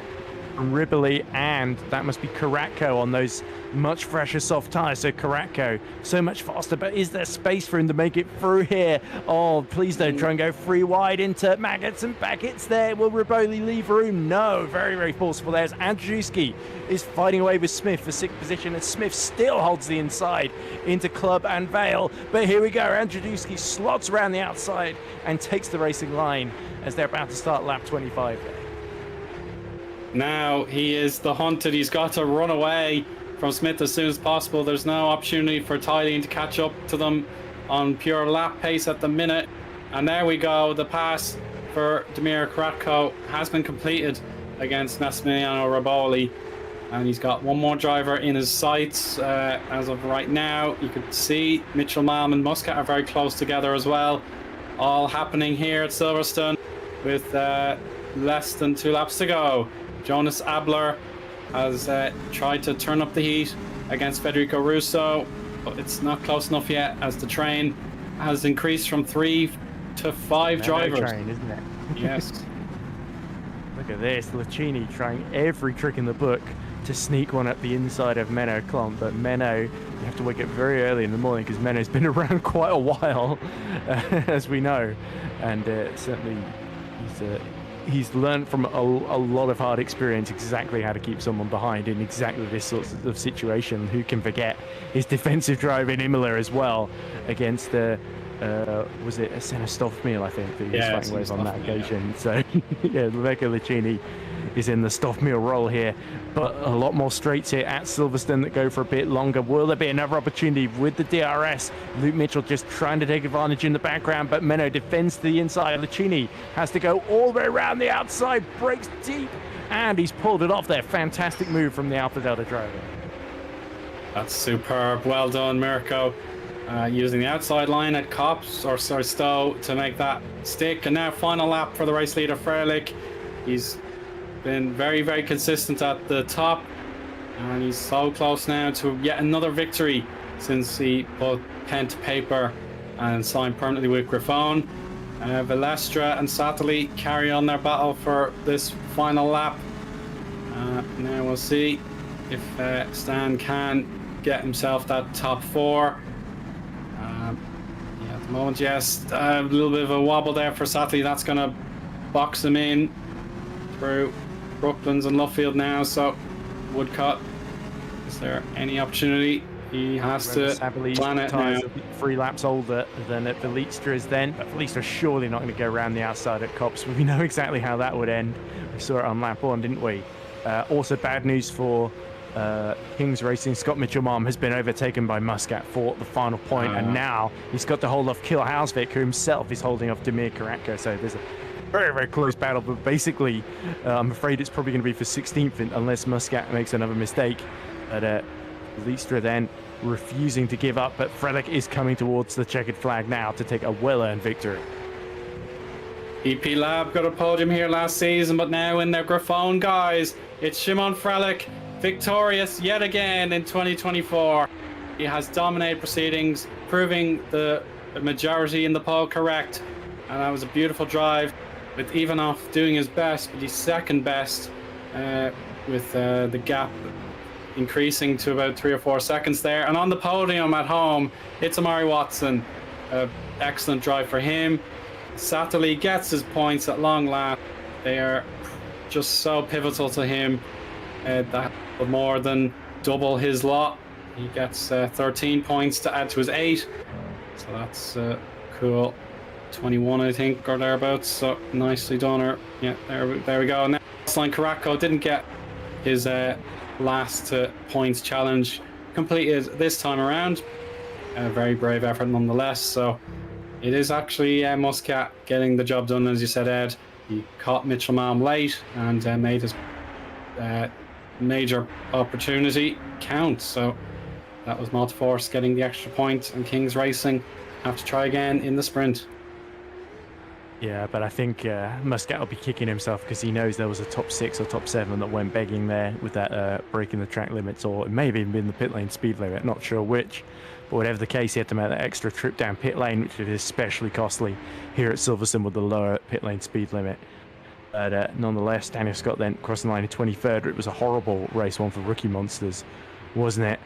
But for Grifone, as you say, brilliant for Simon Frelick, who continues to gain that ground, but Ivanov gets a crucial 20 points, of course. So in big picture Drivers' Championship, Ivanov's gone from being 56 points behind to just 36 points. And he could have yet cut in further into that gap come race 2. But honourable mention to Tom Saverly as well in 4th. Really good race for him. He really fought hard for that and deserved it. Him and Velitztra, probably my 2 outstanding highlights. Maybe Andrzejewski as well if he hadn't done that little half spin at Maggots and Beckett's. But I think we can forgive that one because he recovered brilliantly. After his cutting to the inside goes Velitztra to try and I think it was a very late call to go into the pits. Yeah, he must have wanted to keep going, but his chance will of course come at the sprint race in about 10 or 15 minutes or so. But let's run down our order. Frelick, Ivanov and Watson get themselves on the podium. Sattler, crucial points for him, beating out Stan Velitztra, who was substituted for Frank Hamming today. Pavel Andrzejewski, Harry Smith, Lucas Tyelin, Mirko Lucchini and Menno Klont are the top 10. Luke Mitchell got Lunark their points in this race 1, with Federico Russo also backing up his teammate Lucchini with 12th. Jonas Abler can be pleased with that performance in P13. Patrick Roszak, another case for Parallax Volpino. It almost went totally wrong, but he fought back for 2 points. Jason Muscat nabbed that solitary point away from Scott Mitchell-Malm, who will be determined to fight back in race 2. Damir Karatko, the battle from 30th on the grid after taking his penalty. He wound up in 17th after pushing hard on his soft tyres. Eoin Hausvik, solid drive in 18th. Massimiliano Raboli falling down towards the end there in 19th. And Bradley Sellers in the second Lunark has to settle for 20th. Noah Court was pretty strong on his soft tyres as well, but 21st in the other HGP. And the Team Rookie Monsters had a disappointing race, to be honest. So they are the last classified finishers, with Kaizen Racing's Dan Teen having that absolutely apoplectic crash at Copse which brought his car to a sudden halt in bits and pieces, to be honest. Zubinski also crashing out. De Vries, Sandro Van Sand, Nichols, Dabrowski, and Koenig all DNF'd as well, as there was a bit of carnage on lap 1. So there we go, Ed. It was Freilich who converted that pole position with clinical expertise. Yep. 4 wins then out of the last 5 races. And that's 5 podiums in a row then for Simon Freilich. Or if you count his race 2 victory in Japan, 6 podiums in a row. So he's not only incredibly quick, but incredibly consistent then. So Simon Freilich, it's a shame he missed those 5 races, because where might he be in the championship? He's certainly going to be much closer to the net Rexes now than he was going in. He was 42 points behind. I could see that gap disappearing quite quickly by the end of race 2 at Silverstone. But yeah, certainly an improved performances from the Netrex compared to Austria, to see a Watson in 3rd and Smith, although Andrzejewski and Vilic got through, he did hold on to 7th then. So Netrex, I think, will be reasonably happy to be back in the lead of the team's championship. But we saw Menno doing some great rearguard action. We know Muscat has got a lot to prove come race 2. So I think there's no guarantee that Netrex is going to hold on to that lead by the end of race 2. Yeah, and now as the server resets for the second warm-up, it's the ideal time to take a quick break, but we'll be back for the reverse grid draw and the race 2 action. So please stay tuned. We'll be back in just a few minutes.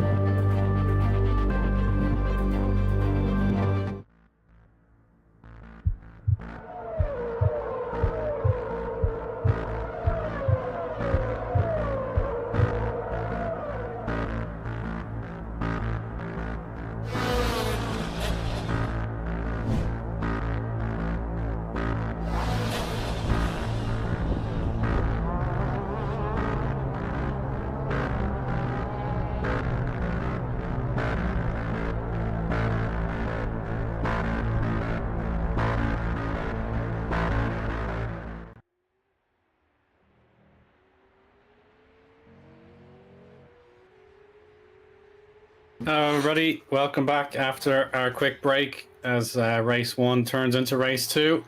It's Eoin Harmon here, and alongside me, once again, it'll be Ed Hunter.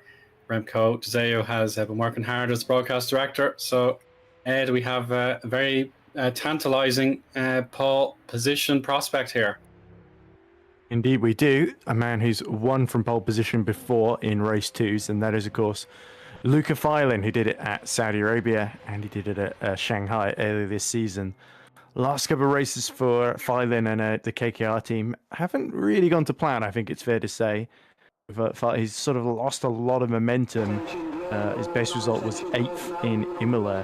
He also got a 9th in race 1 in Spain, but other than that, he's been outside the top 10 essentially. So just getting the odd point here and there. So Luca could really do with a strong result here, and this is a perfect opportunity for him. Problem is he's got Harry Smith alongside him, and then just behind, Stan Velitstra and Pavel Andrzejewski, who we saw exactly how quick they were in race 1, putting on some superb moves on Harry Smith as well. So history could well repeat itself in the near future. But the other factor we need to talk about, Eoin, is the tyre choice. We saw the soft tyre able to do 14 laps around Silverstone circuit. Can it do 17 without dropping off the cliff, or is the hard tyre the one to be on without having to make any stops? Yeah, we certainly had the dilemma, I think, in the Austrian round where some drivers were able to eke out the ultimate pace on just a single set. It could be a little bit too difficult this time, but yeah, definitely some drivers will be tempted to try and push as hard as they can with softs, and then they'll take their pit stop and go on to the hards for the ending. But yeah, of course, KKO, we've talked with the team principal, Matthew McKinnon, and how delighted he was when Lucas provided those race 2 victories. And if he's watching today's proceedings, he has a chance for a third toasting of his Super Swede. So now our formation lap is getting well and truly underway. So reverse grid has produced Lucas Tylene. His number has been pulled out with a hat, number 8. Harry Smith 2nd, Andrzejewski and Veletstra, 2 of the exciting drivers, 3rd and 4th. Then Tom Satterley leads MS Performance in 5th, Amari Watson 6th, Evanoff and Freilich, the top 2 from race 1, now appear 7th and 8th. Lucchini is 9th ahead of Menno Klant, Luke Mitchell and Federico Russo. So the Alpha Delta is very evenly matched in many places, 9th and 12th for them. Then we have Jonas Abler 13th, Patrick Roszak in 14th. Then Jason Muscat and Scott Mitchell-Malm will resume their mini feud for the last point, 15th and 16th for them. Damir Kratko gets a legitimate place on the grid this time with 17th. He didn't have to sit out qualifying or anything. Owen Kvil-Hauswick 18th, Riboli for Pixlite is 19th, and Bradley Sellers 20th. Noah Court, Robin Mooling, Daniel Scott and Dan Tyne 21st through 24th. So Team Rookie Monsters in particular want to build a better showing for themselves. We have Zabinski, De Vries, Sandro Van Sand and Jack Nichols 25th through 28th. All of them did not make it to the finish. And Philip Koenig on his own, the MP29. So one driver not showing on the grid to make it a full 30 as of right now. Maybe there could be a last second appearance, so we'll double check that in just a few moments. It does seem a bit unlike they're leaving it pretty fine. Yeah, very so. fine. So we'll see if we can spot who it is, but I might have to figure it out after the race then, because it's very soon to starting. And if the timing screen is to be believed, and often it's deceptive, it looks like the majority of the field is going to opt for the harder compound of tyre, and that does not surprise me in the least. With so many high-speed corners here, you really want to not take too many risks, but we might see a couple of people lower down, go for the gamble, see if they can make up places, and maybe find a gap to pit into, and then catch back up at the end. But certainly, things could get very chaotic here if lap 1 in race 1 was anything to go by on. Yeah, everyone needs to be polite in the sweeping corners in the first trio, Abbey Farm and Village. Here come the lights, so let's see what Tylene and Smith can do from the front. It's Tylene to your right and Smith on the left. And now they'll be wheel to wheel into the first curve. Pavel Andrzejewski watching and waiting to see what might happen. But the Letstron is inside. Could threaten him, but Tylene has a few car lengths to his advantage, and we'll see if he pulls clear with the corner exit. I think Mitchell has gained a position there on Russo in P10. Yeah, Frelick has passed Watson as well, crucially. And Ivanov as well. Oh, big crash at the back.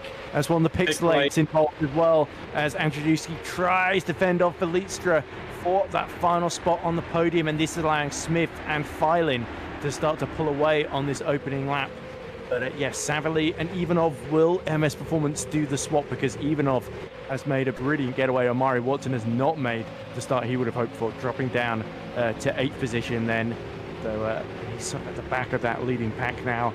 And we could see, Lucchini and his teammate Russo is the highest of those in 12th, who's decided to go for the soft tire, and he's already using it. But not enough space given there by Patrick Rozak to let him through at Maggots and Beckett's then. So Russo will have to regroup and try again down the hanger straight. Yeah, try again, but of course, no DRS until lap 3 for any of our drivers. The pixelate that did spin out of Aintree was Riboli, and he has not been able to continue, so he's the first absentee from the race. He's unfortunately unable to continue with Daniel Scott and Robin Mulling down in 27-28 together. Hopefully they're not too badly done by, as we now see what Harry Smith can do as the teammates. Yeah, this should be the swap. There we go. No defense whatsoever from Savily, but he's surely going to pull right across into the path of Simon Frelick to keep the Griffon at bay, because we all know how quick Simon is going to be in this stint. And if Savily can back him into Watson, that would work out beautifully. But look at the way Filin is trying to break the toe. He's got Smith, Andrzejewski's caught back up, and now Velictra as well. So 2 trains here. The Ivanov train, as Victor Ivanov desperately trying to get into this battle for the lead. And the Filin train, which is the lead itself. Yeah, he's got the half a second advantage. It's coming down a little bit as the run down to Copse has that small straight. Now we'll see the top 4 all packed in nice and neatly, less than 1.5 seconds between them. More yellow in sector 2. There could be Karatko and Zabinski. They may be in trouble.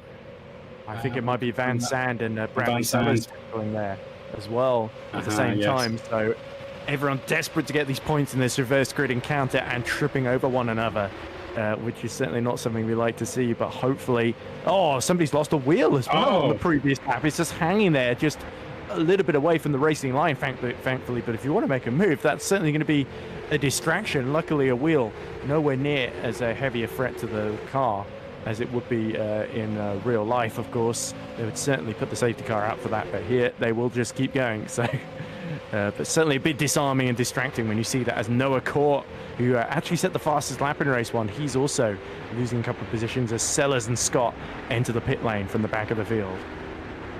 Yeah, and let's have our first burst of DRS. He'll be on camera to witness P4 and Velectra. How early Filin defends there. He's defending thin air. Mad, absolutely mad. And Tylene, but we know when he is the aggressor, we all know how supreme he is in the head-to-head battles. Of course, we've talked about Imola 2023, for example. Of course, race 2 in Shanghai. That was absolutely unbelievable, unless you were Isaac Clarke and Pixelate on the receiving end of that. In the second to last corner, the hard braking zone. But yeah, Tylene now having to defend. When we talked to him though on that occasion, but yeah, Filin by far the happiest, of course. And look at how much him holding up Smith, Andrzejewski and Velictra is really playing into the hands of Ivanov, because they're joining the back of this train now. They're all getting DRS from one another. So we have got all the way down to about 13th then, Russo on the soft tyres. They're all within DRS range of each other, and Andrzejewski going for the move for second place on Harry Smith then. Looks like the tyre's still there, just enough room for Andrzejewski to avoid it, and Velictra looks to take advantage as well. But unfortunately not quite enough space there, and Stan is way too sensible to go 3 into 1 into Vale chicane there, because that would have ended in tears for all of them. But yeah, Harry Smith really struggling actually to stay with Filin at this phase, it seems now. Yeah, so the MS Performance teammates are cooperating very nicely here thus far. I think they've helped each other to fast lap territory thereabouts. So that is a huge headache for race 1 winner Freilich and his journey to yet another podium to keep his streak going. So yeah, the top 7 all very competitive. There's little to give. Perhaps Amari Watson needs to close the gap a little bit, knowing that he has the chance to fend off Lucchini. Has nearly a second over him. So now on the run down to Copse. It's still evenly matched. Yeah, everyone has to follow the leader as of right now. Perhaps Veletstra is tempted to go on an unorthodox line to keep out of the dirty air for just a brief moment. Through to Chapel we go now, and Tylene on lap. We'll see how he gets on. He has gained a little bit of time back, but Smith definitely was quick in Sector 1, Ed. Yeah, that certainly seems to be where the Netrex is a bit stronger, but sort of his exit from Chapel is not particularly spectacular. As again, I get distracted by that wheel, but it could be a wheel problem. But oh dear, that's terrible. But yeah, Andrzejewski, of course, who did he just get on the podium in race 2 in Austria, if I might remember? No, he just missed out, wasn't he? 4th on that occasion. So he desperately wants to hold on to this one. So for Listra, if he steals it from him, Andrzejewski's not going to be particularly happy about that, and that's why he's pushing so hard to find a way past Harry Smith.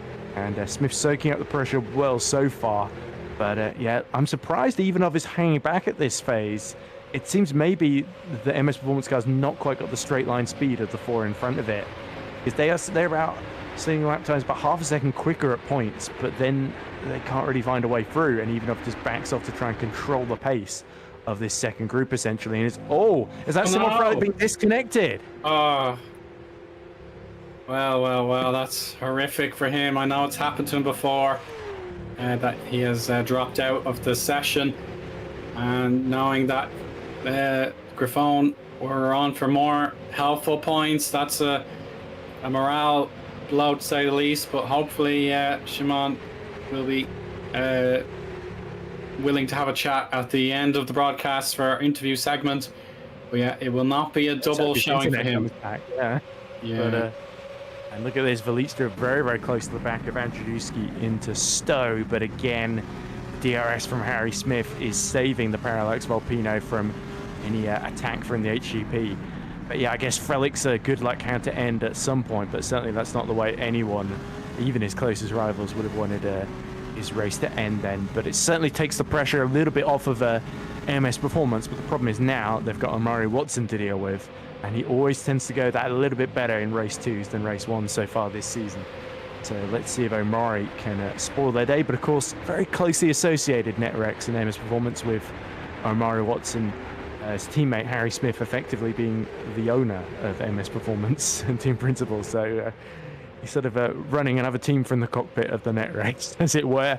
But Harry's definitely got his hands full at the moment of Pavel Andrzejewski, who has been really moving around in the wing mirrors, but yet to really force Harry Smith into that error that he needs to happen. And you just get the sense, don't you, that Pavel Andrzejewski could just get by Harry Smith. He might have a shot at Luca Filin as well, but certainly Filin giving a healthier dose of DRS to Harry Smith, which always is going to keep him in the mix at Silverstone.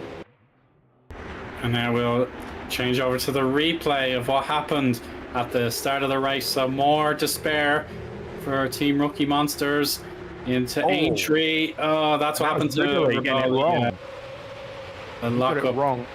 Ruling had nowhere to go. Who was the Hyperion that just avoided that? I believe it was Zabinski, but he didn't get very far either. Yeah, Zabinski. Here we go. So he's fighting away with the second Hyperion, and yeah, it just goes right over. I thought he hit the wall, but obviously the bridge is making it a bit of optical illusion there that makes the wall look a bit narrower than it was. And this is what happened to Daniel Scott side by side with Jack Nichols.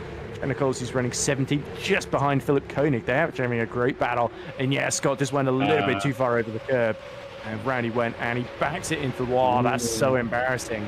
Almost the exact opposite of what Manikandin did in the FS2 race. Manikandin reversed back onto the track just got reversed into the wall. So it's sort of, there's no good endings there if you're reversing and you don't keep it straight. Yeah, I suppose Daniel has put that at this point behind him. He's at 138.4, and that looks to be the fastest lap of this race 2. We rejoin Andrzejewski on the live pictures as he tries his utmost to get the better of Harry Smith with another well-timed move. But at the moment, yeah, Harry Smith is defending well again, so he wants to learn his lessons. I suppose with the longer feature race, there was only so much he could have done. But in this sprint, he's got the fighting chance to use those abilities that he's got to keep the Parallax Alpino very much behind him and potentially go for this victory. Tylene has yielded absolutely nothing so far, and Harry Smith with the DRS is just finding small victories, but at the moment, yeah, it's a quicker lap in Sector 2 for Tylene, so Harry Smith has to try again at the end of the lap to continue to pull him in. Yeah, I'm just looking at the progress of Russo, who's still stuck behind Menno Clont just outside the top 10 on his soft tyres. And I think Russo is almost certainly going to have to come in for another pit stop because he's lapping in the 139.1s, which is exactly the same as Harry Smith actually at the moment, although Russo goes another 10th quicker actually on this particular lap. So that doesn't say to me that he's saving tyres. I think he's going to have to come in probably in the next 4 or 5 laps, probably at the latest then. So yeah, Russo sort of is going to have a bit of a difficult job getting back into the points from there because he's just not made the progress that I think he would have ideally hoped he would have. But at the moment, final point being held by Dan Fine, so I think that would put Koenig and Nichols, who have been dueling away with each other, into a squabble for the final points paying position, which could be quite fantastic to watch with Noah Court only just behind Nichols as well, don't forget. Yeah, absolutely. Yeah. Mistake from Fine. And Koenig up to 15th already then, so he's not going to wait around. A crucial mistake for Dan Fine for Brooklands. The rear end just got away with him on the power there. And the position slipped away. And now Jack Nichols is going to punish that mistake twofold if he fancies a go here out of the... Oh, very close into Copse there. Well, certainly can't fault Jack Nichols for bravery, but that's not going to help his exit getting that close. And indeed, here comes the HGP of Noah Court, who himself backs out of the move into Maggots and Beckett's. Yes, indeed. And Noah has to adjust his preferred line there. Now he'll get a shot of DRS, but watching out. Listra past Andrzejewski for third. Oh, wow. So that's incredible for Listra. But we have to stay on board with Noah Court going the long way around in the number 7. He's hit the sausage curb a tiny bit. That spares Nichols for just this moment. And of course, Koenig making a mistake as well. Yeah. And that allows Fine back through as well. They're side by side at the final corner. And Dan Fine, by the skin of his teeth, retakes the final point. What a fabulous fight. And it's all just for that solitary point, but how much it would mean to all 4 of these drivers. Or 5, I should say. On the inside, Nichols may have gone a little too early. Around the outside goes Court. And now it seems like Nichols has to yield. Yes, he's given advantage to his teammate Mitchell Malm. That was probably the right thing to do, but that's a shame for Nichols. He's fought up several positions since the beginning of the race, and that one gamble he took has unfortunately led to his loss. I'm afraid he's down positions. Christus Villa says, battling for 1 point like it's for the win. How are these guys alive? They feel alive after that. And look who's catching all of them. It's Eoin Kiel-Hausvik as well. So Dan Fine is doing exactly what his teammate's doing up front, isn't it? And it's bunching the pack together. But I'd love to see a replay of Listra passing Andrzejewski. I suspect it would have been into Stowe just before what we saw with this lot fighting over, because the pack is still fairly close to bunched together. We'll have to see if we can get the replay later then, but it might be a bit too close to call. But let's keep an eye on the gaps then. It's still very, very tight together. Savali and Ivanov are still right behind Andrzejewski now. They seem to have upped their pace on the hard tyre, so perhaps they've kept it alive for this phase of the race then. Battle for 15th is going to just run and run. Russo could be trying to save tyres, but I still think it's a bit unlikely with 7 laps to go that the soft's going to survive beyond lap 13, 14. Oh. Yeah, it's very unlikely at this stage. He'll probably rejoin in 21st or thereabouts. It is the Near Silverstone, Mulling and Kilhausvik, isn't it? Yeah, he would be ideally fitting in that gap, but it's a long shot if he doesn't commit right away to give himself half a chance. But yeah, the battle for the podium still heats up, but of course Valestra was the main man there and not too long ago, taking it off Pavel Andriuski, and now the battle for the point in 15th, it just gets better and better, so we have to give them their dues. And Mitchell Malm, the latest in Luffield. Really dropped it, Eoin. And look at this, Kilhausvik's going to go. Contact! He hits him! Oh dear. Contact. And right into the wall. Somehow Kilhausvik is held onto his front wing there, despite going right into the back, but that was a heavy impact for Dan Fine. And I wonder if maybe there was a bit of net code there, because it felt like Eoin had the KKR slow in front of him and just didn't have any time to react there. Be my very generous, admittedly, reading of that. But there we go. Russo, by the way, has cleared Menno Clont for 10th then, so still a little bit of life left in those softs then. But he's out of DRS range of Luke Mitchell, so it's going to be quite a battle. Hold on to that one, and Noah Court dropping a few places down to 18th as well, so he's hit trouble while fighting Wave Scott Mitchell-Malm. But Felistra, meanwhile, he's looking a little bit more confident than Harry Smith at this phase, but with only 6 laps left to go, it's going to be quite the performance, and stands on very, very well already to get on the podium. But if he could steal the win here, that would be spectacular for HGP. But Smith has got designs on that first. Here we go, to the outside into Brooklands. He has to hold it high before he can get the inside at Luffield, but Lucas blocks it. And now Valestra has a chance. It was taken straight off him. As a matter of fact, Smith was alert to both of the scenarios in between him, and yeah, we'll have to stay nice and compact out of cops before there's any overdriving, and this will definitely motivate Pavel Andriuski yet more, knowing that Valestra is taking life out of his tires, and there is of course that late opportunity into this race if he wants to get an overtake done and get his podium back.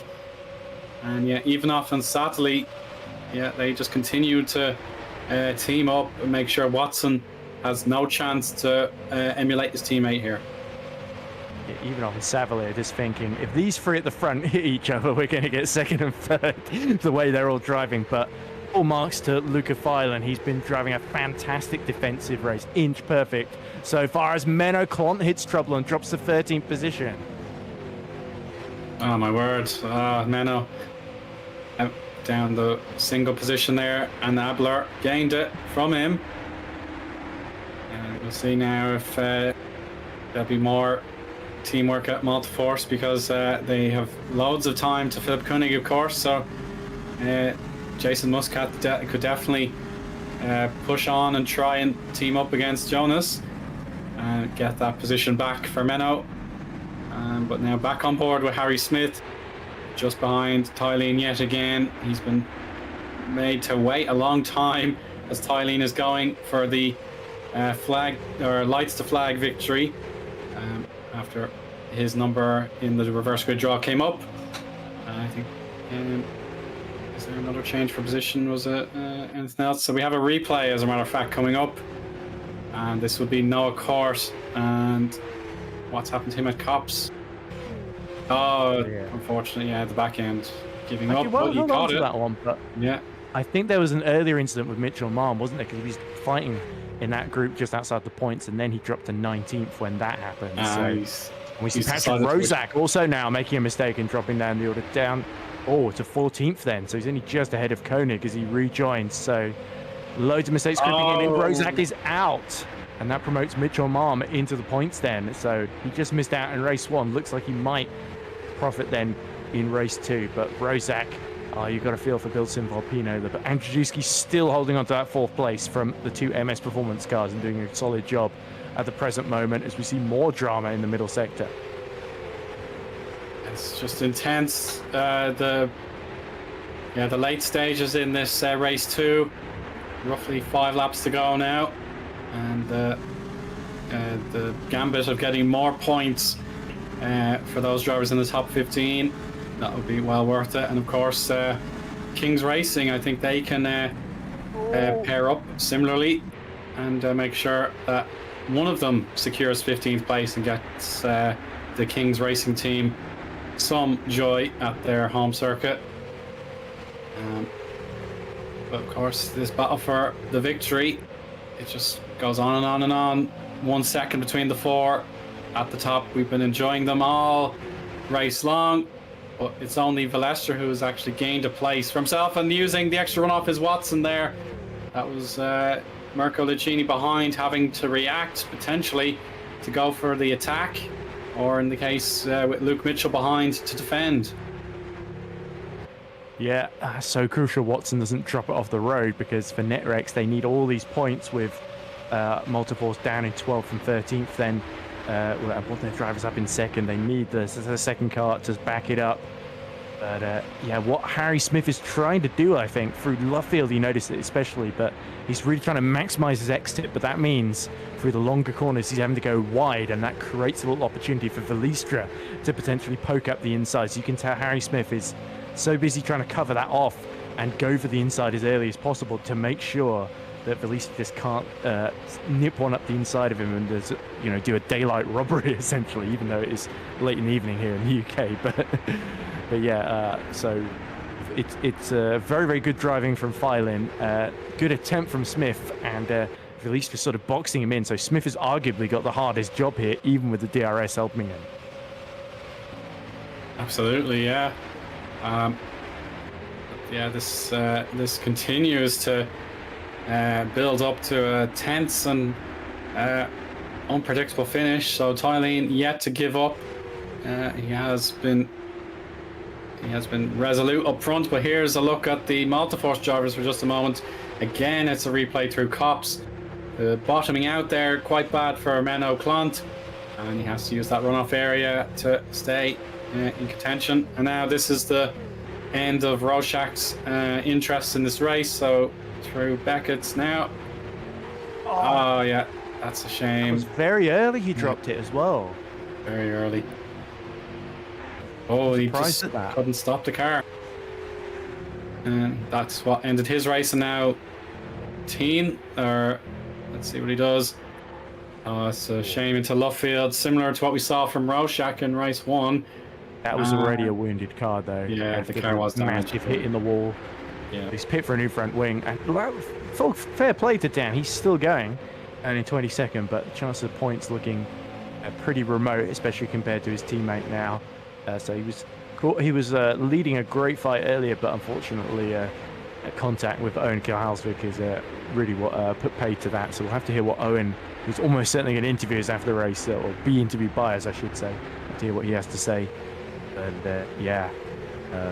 as for this fight up front, Filin still just under 4 tenths then, ahead of Harry Smith, who continues to gain with the DRS. But again, just those few meters too short. If he could just get alongside, he might be able to snatch a lead away. But potentially, if he barges into the side of Filin, then Valestra is going to steal the win under both of their noses. So Harry Smith, he doesn't want to come out of this in third. He needs to make sure he can pull off the move, that it's to his advantage, and that he won't end up coming out worse off then. So that's why from these drivers you've seen such a stalemate, because on balance, if you're Harry Smith, it might be better to stay where you are than go for a do-or-die move. But deep down, of course, he's a racing driver. He so desperately wants to take that first win of the season that Netrex have come so close to on a couple of occasions, but haven't quite been able to do. But Valestra might just take that away entirely off the table. Here he comes with the DRS into Stowe. Second place is begging, and the HDP dives up the inside. Oh, just about gets in front there, but hairy days for both of them as they almost tangle, and that could allow Andrzejewski to get involved as Valestra completes the move. And Smith just cuts across in front of Andrzejewski. Oh, and now Watson's something's happened to Ivanov. He's been tagged. I think the concertina effect blocked him into his teammate, and he's lost a lot of positions now, and that is huge for our championship battle. as of course Mike Quint is not in the competition today. So let's go right back and witness what happened. So this is of course no fault of any of the drivers here. So Ivanov has to react to what's going on with Andriuski. And yeah, Tom just couldn't avoid him. Oh no. It's the most frustrating thing because Savily and the sister MS Performance just tapped him in the ring. Oh, he comes out right alongside Dan Fine as well, I think. So who's a lap down, I believe. So yeah, that was not ideal for Victor. But now he's going to be driving out of his skin because he's only got a lap and a half now to try and catch Menno Klont and get a few more points in. So yeah, it's going to be difficult for Menno, I think, to hold on to that 12th place then, because Victor was going to be very, very fired up to just gain those few more points in the championship, because a great chance to get within maybe 20 or 25 points of Mike Quinn has gone begging now because of that. It's yet another boost to Netrex's bid to lead the team's championship. They're already up top now. The Multiforce didn't score enough points to stop them in race 1, so Netrex will gain more territory. Well, they won't if Andrzejewski gets past here. Yeah, Pavel might put pay to what I was trying to say there, as Netrex got the 11 points they needed to lead the team's championship compared to Multiforce. But yeah, the MS Performance team, that is absolutely devastating. Nothing really that could have been done, and now this is the final lap. So Tylene has a seconds advantage due to the intense battle for second position with Stan Veletstra gaining on Harry Smith there. So that broke up that battle just a little bit. So Tylene is within the reach of a lights the flag victory. A very, very difficult feat to achieve in a race 2. So let's see if he can hold on for the remaining well, there's the 1 full sector and the half of sector 2 to go. Luke Mitchell now has Jonas Abler for, well, it's Jonas Abler who's got the company here as he wants to overtake Mitchell. He's going for it into Cops. Now this will be brave. Oh, he has to back out, and that does actually put Mitchell into the understeer. It causes him to understeer there. He'll try again through Mackets and Beckett's, but perhaps a hanger straight is where he needs to make the pass on DRS. If he can take that 1 second deficit out of Mitchell, but of course, yeah, he will be close enough to the Alpha Delta. Now for the podium, it's Andriuski on the inside, Ed. Can he hang on to another unit? They guide each other off the road. Tom Satterley could profit here. Has he done it? He has. Satterley on the podium, and Tylene should win it from here. Here he goes, Ed. Yeah, there we go. Fantastic win for KKR and Luca Fine in race 2 at Silverstone. An inch perfect defensive drive to lead every single lap. Velistri is second, Savily is third. Smith somehow holds on to 4th. And Watson just gets past Andrzejewski with that mistake at the end there. So Netrex 4th and 5th. A very good race 2 for them to complete what's been a very, very strong, consistent performance here at Silverstone. And there you go. Looks like Klont did hold back Victor Ivanov, so I shouldn't have doubted him. Menno Klont once more doing the Menno train effect. And there's a battle for 18th here. No points at stake, but still plenty of pride for Bradley Sullers if he can just use DRS to go all the way around the outside of Robin Mulling. That would just be a boost for him in front of the home crowd. There we go. Oh, no, they've tangled. Oh, but Bradley just about collects himself up first. Is he going to... Looks like he's slowing down to let Robin back through there. Yeah, so great sportsmanship from Bradley Sellers.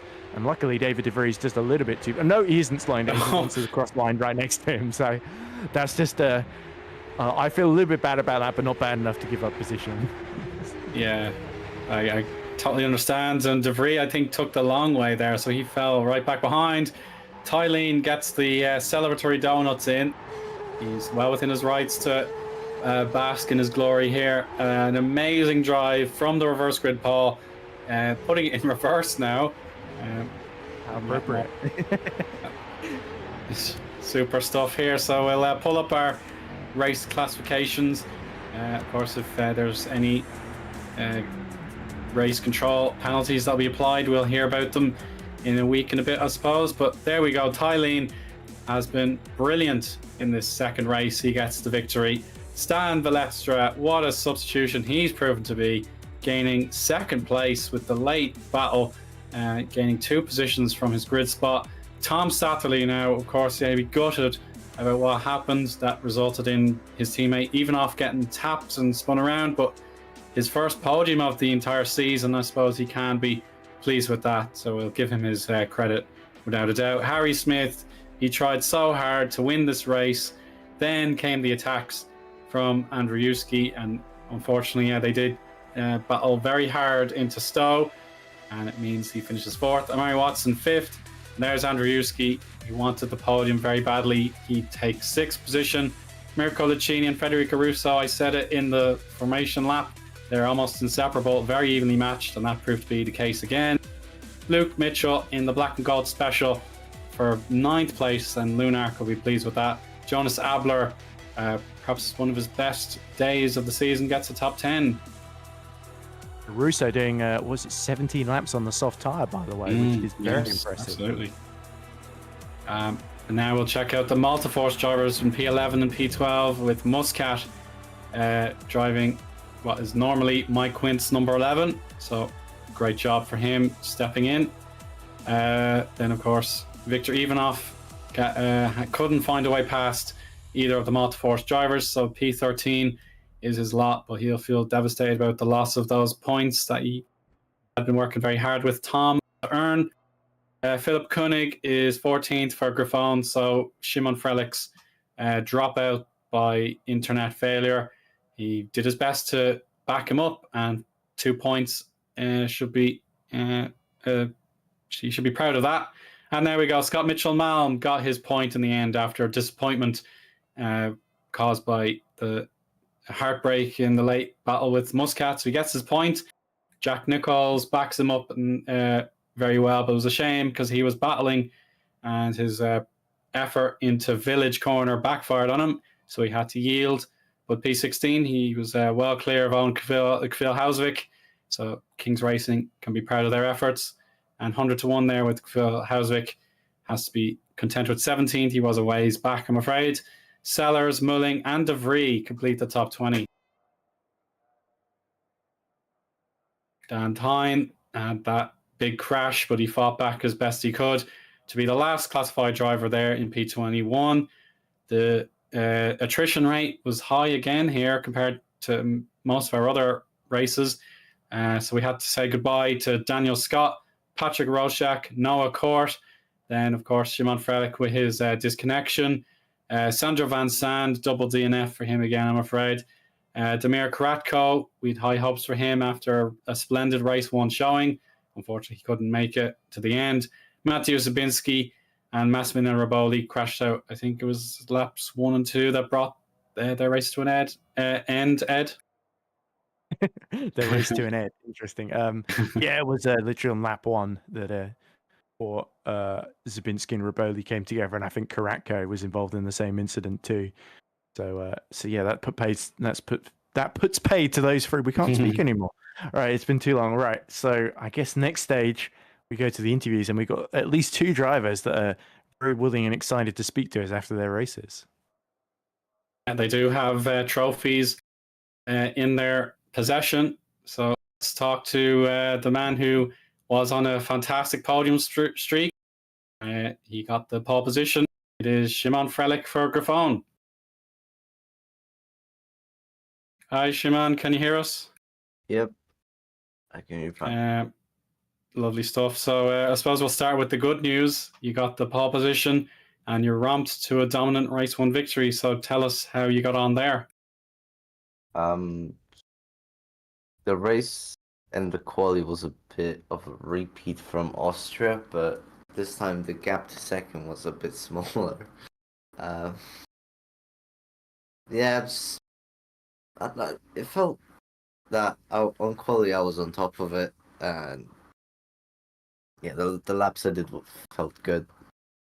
The first one, I was surprised it was a 0.8, and I knew that was probably pole lap, but I went out and improved again. And race 1, it was just tire management, because this track sucks. I'm sorry to all the British people, but this track sucks. Well, you still have the skills to negotiate a track that you dislike, so I tip my hat to you for that. But something else that did suck was your broadband connection. So you were battling the MS Performance guys, and it all came to a sudden end. Yep, that was I'm surprised that it even did that, because it, from what I was hearing on TeamSpeak, I dropped signal for like a moment. Like everyone was talking a bit laggish. So I thought maybe, it would I would disappear for a moment and then reappear. But when I watched the stream, I disappeared into the garage immediately, which is just strange. The game didn't even let me have like the time to reconnect. Oh gosh, yeah, that's brutal. You're not a lot Absolutely of time to shocking. process it either as well. Yeah. But Well, in Go game on, it looks it looks like I just teleported to the garage, but on my screen everyone disappeared, but I was still driving up until Chapel, because I didn't know if I'm gone or not. yeah, I suppose you've always got to keep going just in case. But that must have been even more annoying for you, if so, because you were hoping to get back in, and then suddenly it just everything went black on you. So, so I guess though, Simon, in a way, if this had happened last season, it would have been more frustrating because you were in that fight for the championship. Whereas this season, having missed 5 races, as much as it's a shame, obviously, to have that run of wins and podiums come to an end, it's not the end of the world, because realistically, you're fighting for maybe top 4, top 5 in the championship, and also to get the team in sort of a similar territory as well. So I get, not that it will be of any comfort to you, given the way race 2 ended, but obviously having seen the MS Performance cars bump into each other, does that does that make you feel like, oh, it serves you right for defending so hard, or do you just not have any feelings on that? I don't have to imagine it happening to me last season, because it did happen twice. I did disconnect twice last season, which wasn't fun, but this season, like I was annoyed at the moment, but I was just like, right, time for a shower. I'm just Very wise. Yeah, I don't think about the champ. Like I never thought of myself, making a shot at the title this year.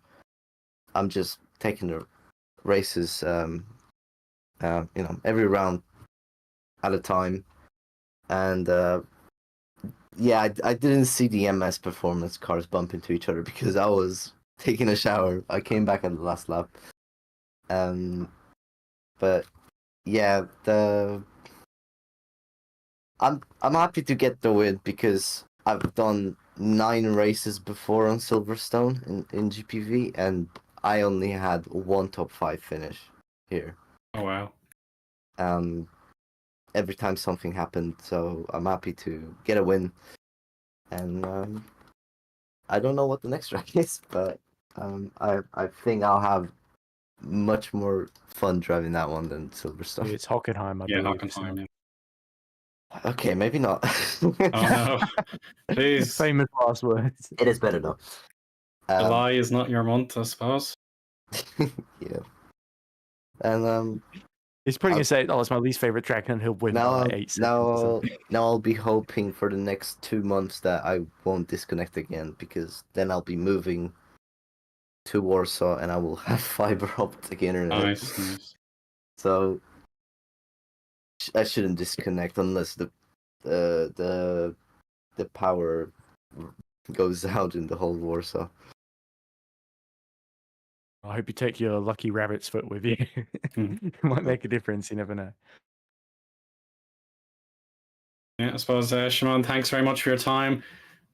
Pleased you made it back for the interview, and best of luck next time around.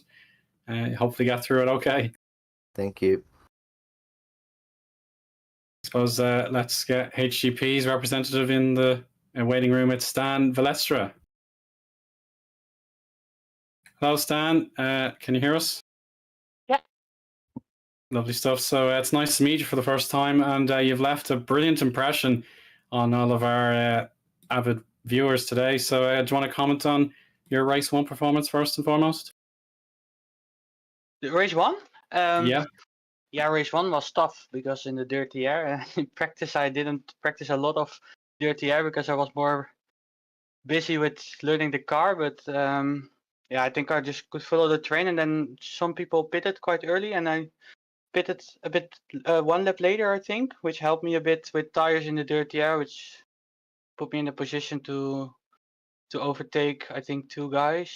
And yeah, in the end, I was struggling a bit on tires, but luckily I kept it on track. You absolutely kept it on track, and there were some supreme battles that you had on your journey to an excellent finish. I believe, was it the P4?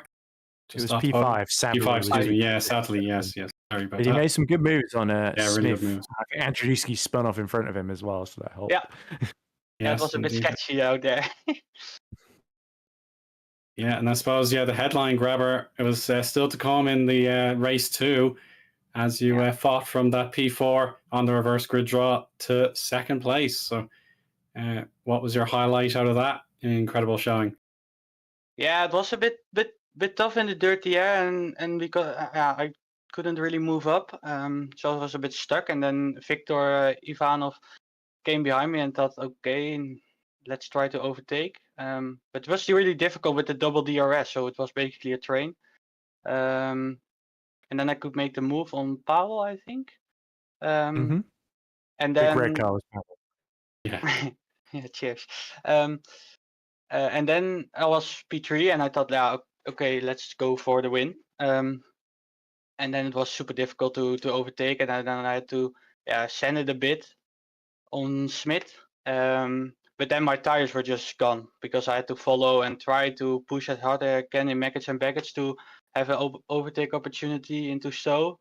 So my tires were just done, and the leader, I think, was quite a long time in clean air. So I think his tires were just better, and so that was a shame. But yeah, overall pretty happy with P2 bit, to be honest. Yeah, Filin, the lead, was defending quite a lot and keeping the pace quite slow. Do you think that helped you, or do you sort of wish you'd kind of had Smith to yourself a bit more and then been able to close up on? Yeah, no, it didn't help me at all, to be honest. I was literally saying to the other guys, "For why don't they go faster?"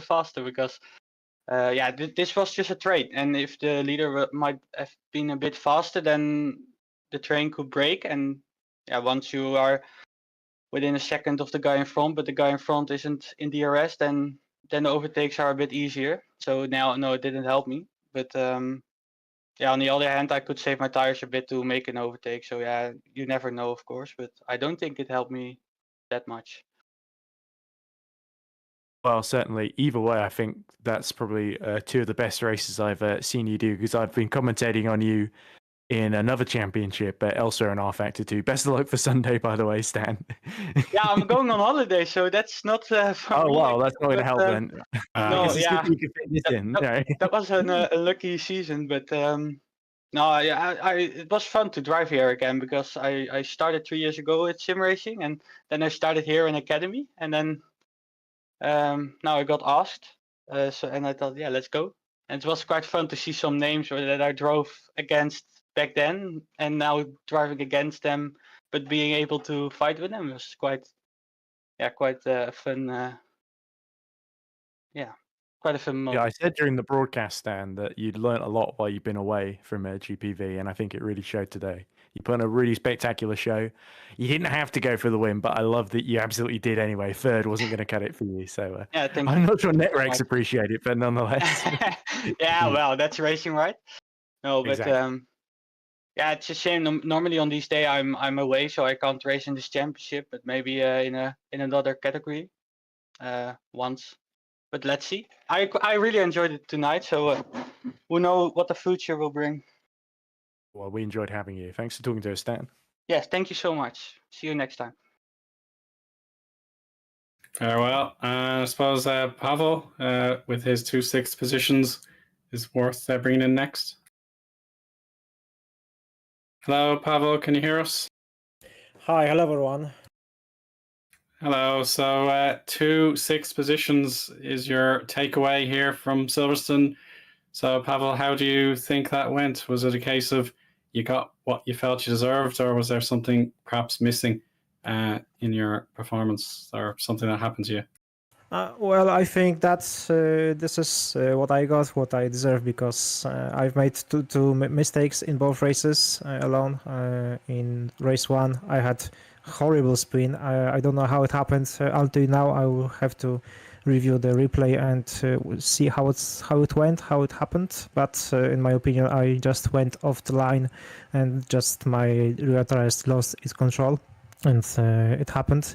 This has offset my pace, my position and track position, because I had to overtake 4 cars in the second stint.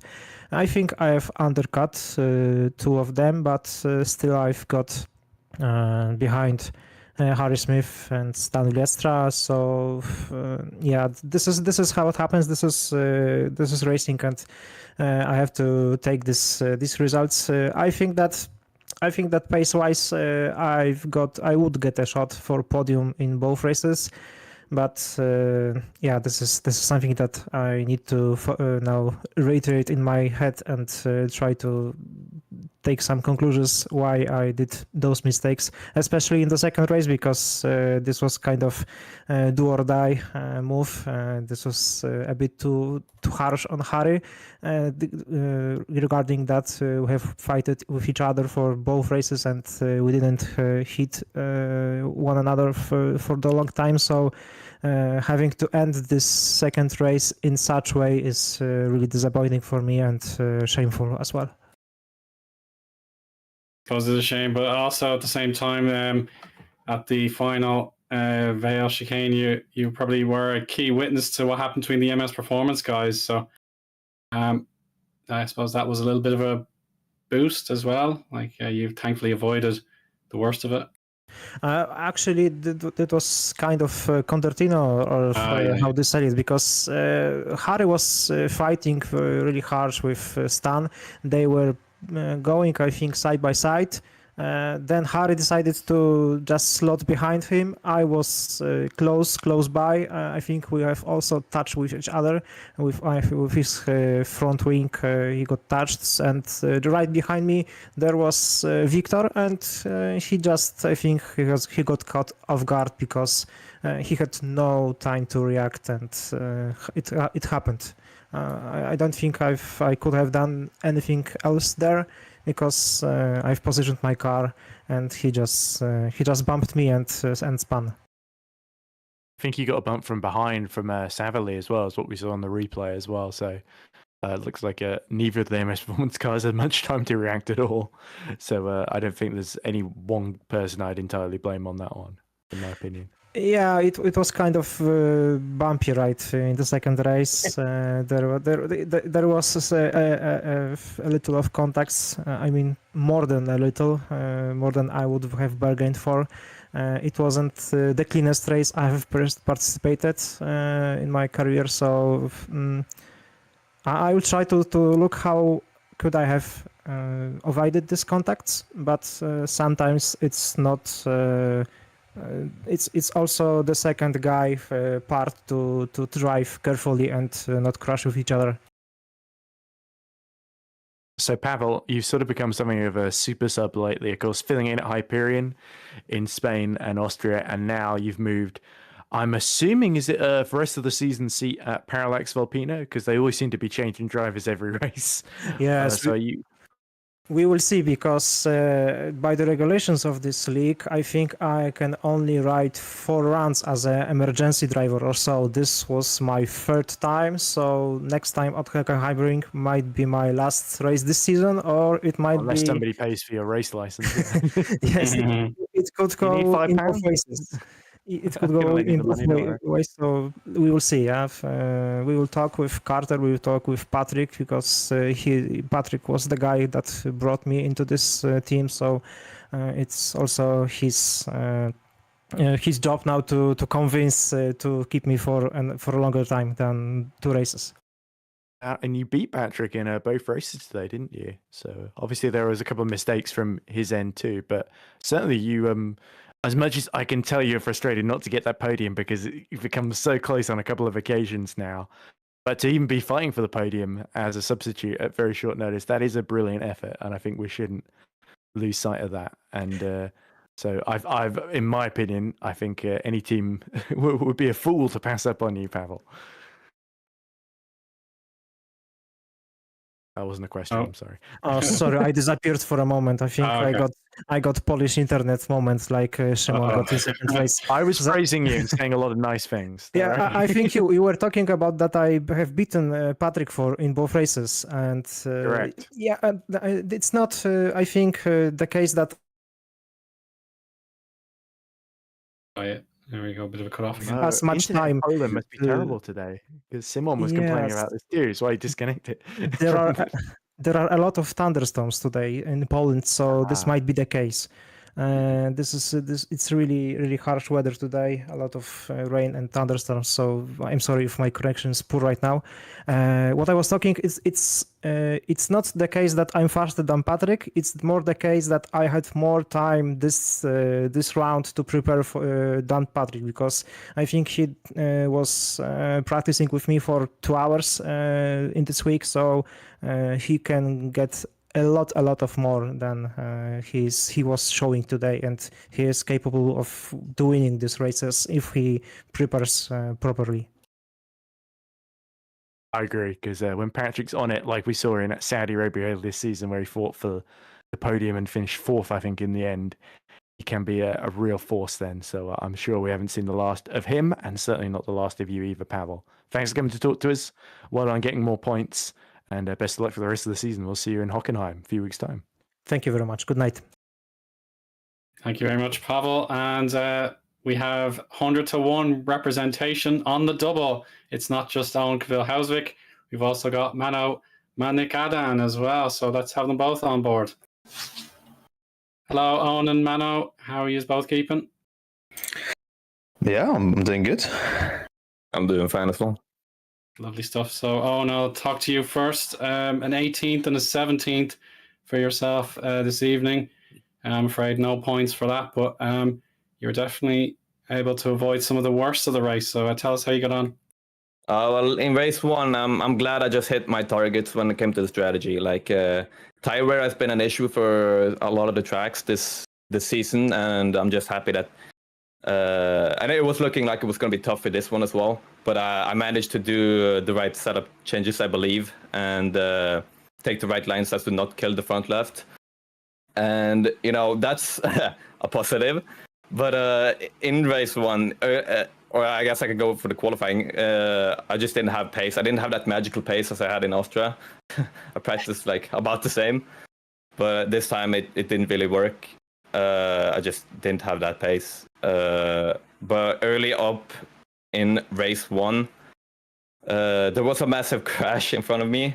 All the people going off, and I was like a millimeter away from slamming into one of those cars that had no wheels.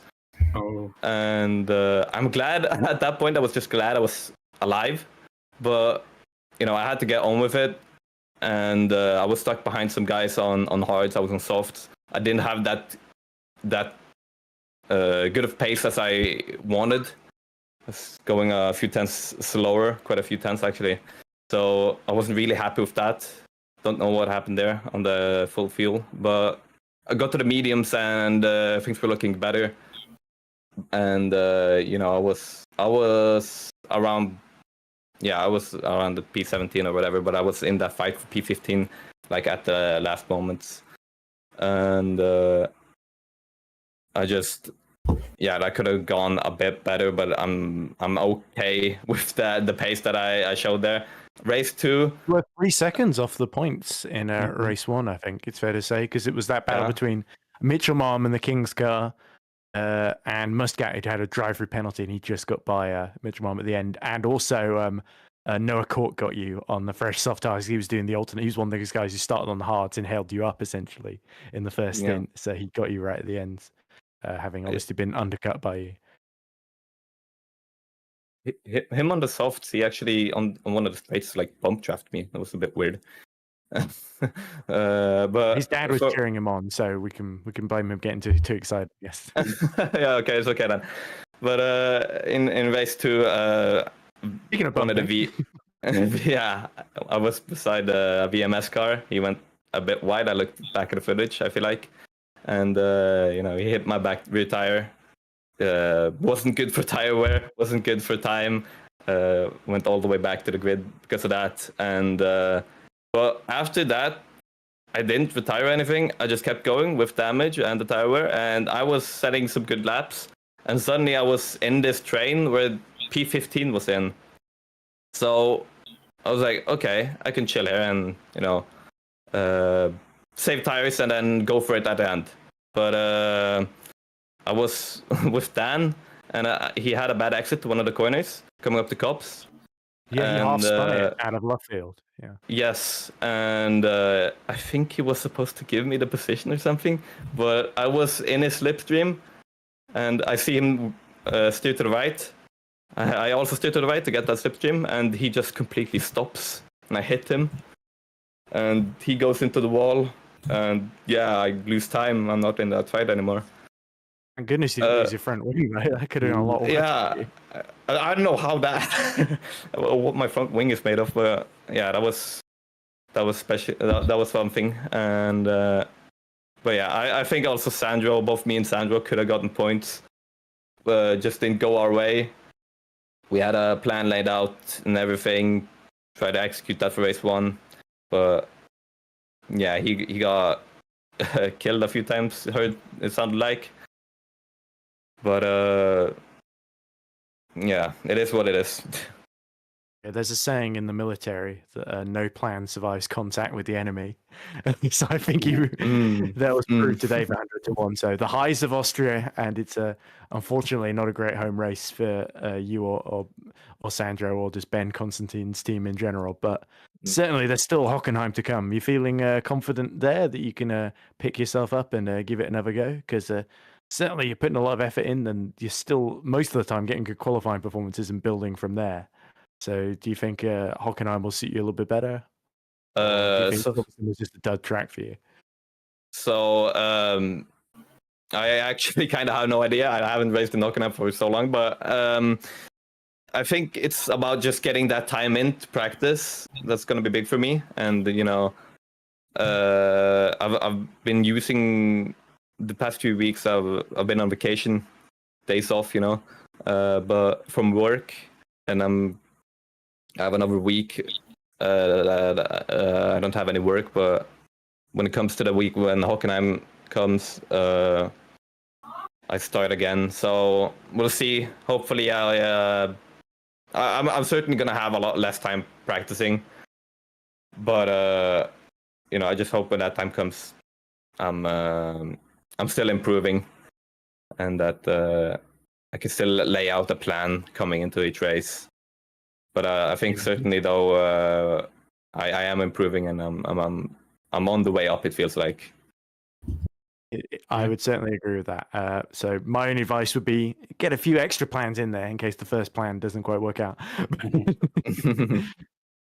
But thanks for talking to us, Eoin. And it was great to see with the penalty that somebody ahead of you got in Austria. It means you're only 1 point behind VMS, who also didn't score today. So yes, there's every chance 100-1 are right in the mix, and it's all because of you. And that penalty. Yeah. I suppose I'll briefly let Mano have a go of the mic. So Mano, you must have been watching from the sidelines. What did you see today? You're here by popular demand. Yeah, so today was my first race, first round as the new KKR manager in Matthew's absence. We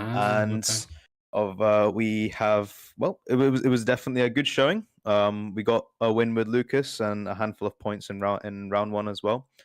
And yeah, just overall very, very happy. We also got Dan in the car for the first time. There was quite a lot of questions around that decision. He's only done a couple of academy races. He's not shown much in academy. and he's not even done anything in FS2. So a lot of questions were getting raised there, particularly from Menno. But I thought it would be a good trial by fire sort of thing, just to sort of see where he lies. I've seen him in multiple different leagues, and he's managed to pull his weight. So it was really an experiment. And obviously it didn't go entirely his way today, but I think race 2 was quite let's say positive. We saw a lot of racing on the stream there for that final point. I'm sure you guys were loving that. And it was definitely a testament to see for some future action from Dan in the future. And then obviously that contact with Eoin which sort of ended any chances of points there. I'm not going to comment on that without seeing it from all angles, because I'm not entirely sure, who's at fault there. I could be biased and say it was Dan who was, he was the victim there, but it was only one angle, and I guess we're just gonna have to wait and see. But yeah, I just kind of wanted to join because people in the chat were begging for some reason. Yeah, so I did mention you twice during the race, Mano, and it was about your crash on Tuesday, so I apologise for that. Yes, I could be even think you were in the race the amount of times I did talk about you, but I feel a little bit bad about that because you've always it's all right. It's all right. That's what the sport's for, opinions and etc. So that's all fine. Like Toby Davis now, aren't I? But yeah, no, I really just wanted to come, just give some credit to Lucas for the win there. It's just good to see that the team's on an upward trajectory. It was quite worrying when I took over, because it's a team that it might not look like it, but there's a lot going on in the background, so it was quite overwhelming. So I was a bit worried that I might not be able to really help out the drivers, but I think it's been a good weekend. I hope Hyla can get back in the car for the next race. No offense to Dan, it's just that we could use someone with a bit more experience, but yeah, I'm just happy. I'm quite happy with the weekend in general. Is there any questions, or is that me done? Well, no, that was a very fascinating insight. We have a comment in chat. Yeah, from we Domenico do have comments in chat. He says sack Matthew and leave Mano in KKR, which I don't know how Matthew McKinnon's supposed to sack himself from his own team. That's a bit like me saying I'm going to sack myself from Hunter Birch Simulation, and then it's just Josh's team, Josh Birch Simulation. Yeah, I don't know, they have to change the logo hurriedly, but. I'm definitely honored that you think I'm already ready to take over, but I feel like we should give it a couple more races before that debate comes up. And I have to say, it's even though Dan had obviously a tricky couple of races, but he did defend one race too. It's good to see you giving him that chance, because I'm always a fan of seeing young drivers, even if they're not the full finished article just yet, being given a go when they otherwise might not have, and. Like you say, it's sink or swim, and they don't always swim first time out, but that's why we have swimming lessons, right? Yeah, exactly. I mean, the GPV career ladder is definitely an interesting topic. You can talk about it from many different angles. It's not traditional like maybe real life. You can quite literally get someone straight into SL1, and if they're able to get the pace going, then that's it. They're cemented there.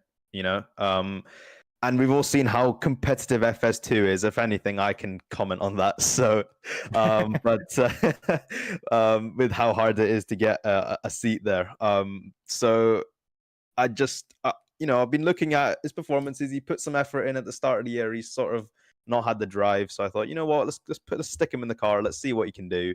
And even if we don't get anything out of it, it will give me answers to see if we can maybe get him in for an opportunity next year in FS2 or beyond that. So yeah.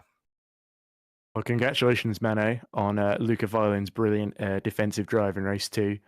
And let's hope that's not the last win you achieve as a team manager. I can tell you from experience, it feels good. Oh, and I was just about to get Harry Smith in, and he just ran out of time. I just had to go. Okay. Oh, well, at least we got to hear from Mano. Yes, of course. Save the best till last.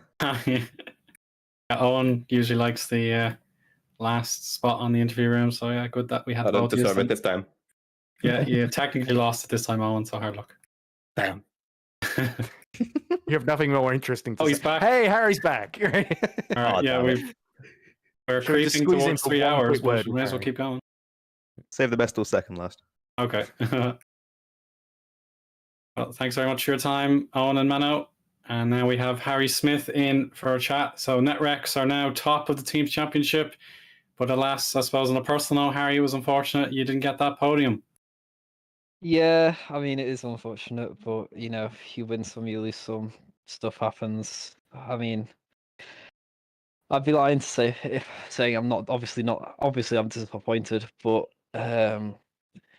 looking at the bigger picture, it's not the end of the world, and we just got to keep going and keep scoring the points to secure that team championship at the end of the season. Yeah, that would be a great boon for yourself, Omari, and the team in general. So there's plenty of motivation to keep you going. But you must have enjoyed some of the battling anyway. It was really intense where you're trying to get the victory off Lucas or trying to defend your positions. It was just absolutely brilliant driving. We saw from HGP, of course. So yeah, very, very challenging drive. I'm sure you can be proud of it. Yeah, I enjoyed the battles we had with me with Pavel mainly. Even though obviously we lost the podium on the last lap. So I mean it does hurt a little bit more here because I mean it is my favorite track. It's my home race. I've been to Silverstone many times. It's a place that's quite special for me, and I would have loved to have. Obviously, I would have loved to win the race, but so does everyone else on the grid. So can't all win. But it'll come eventually.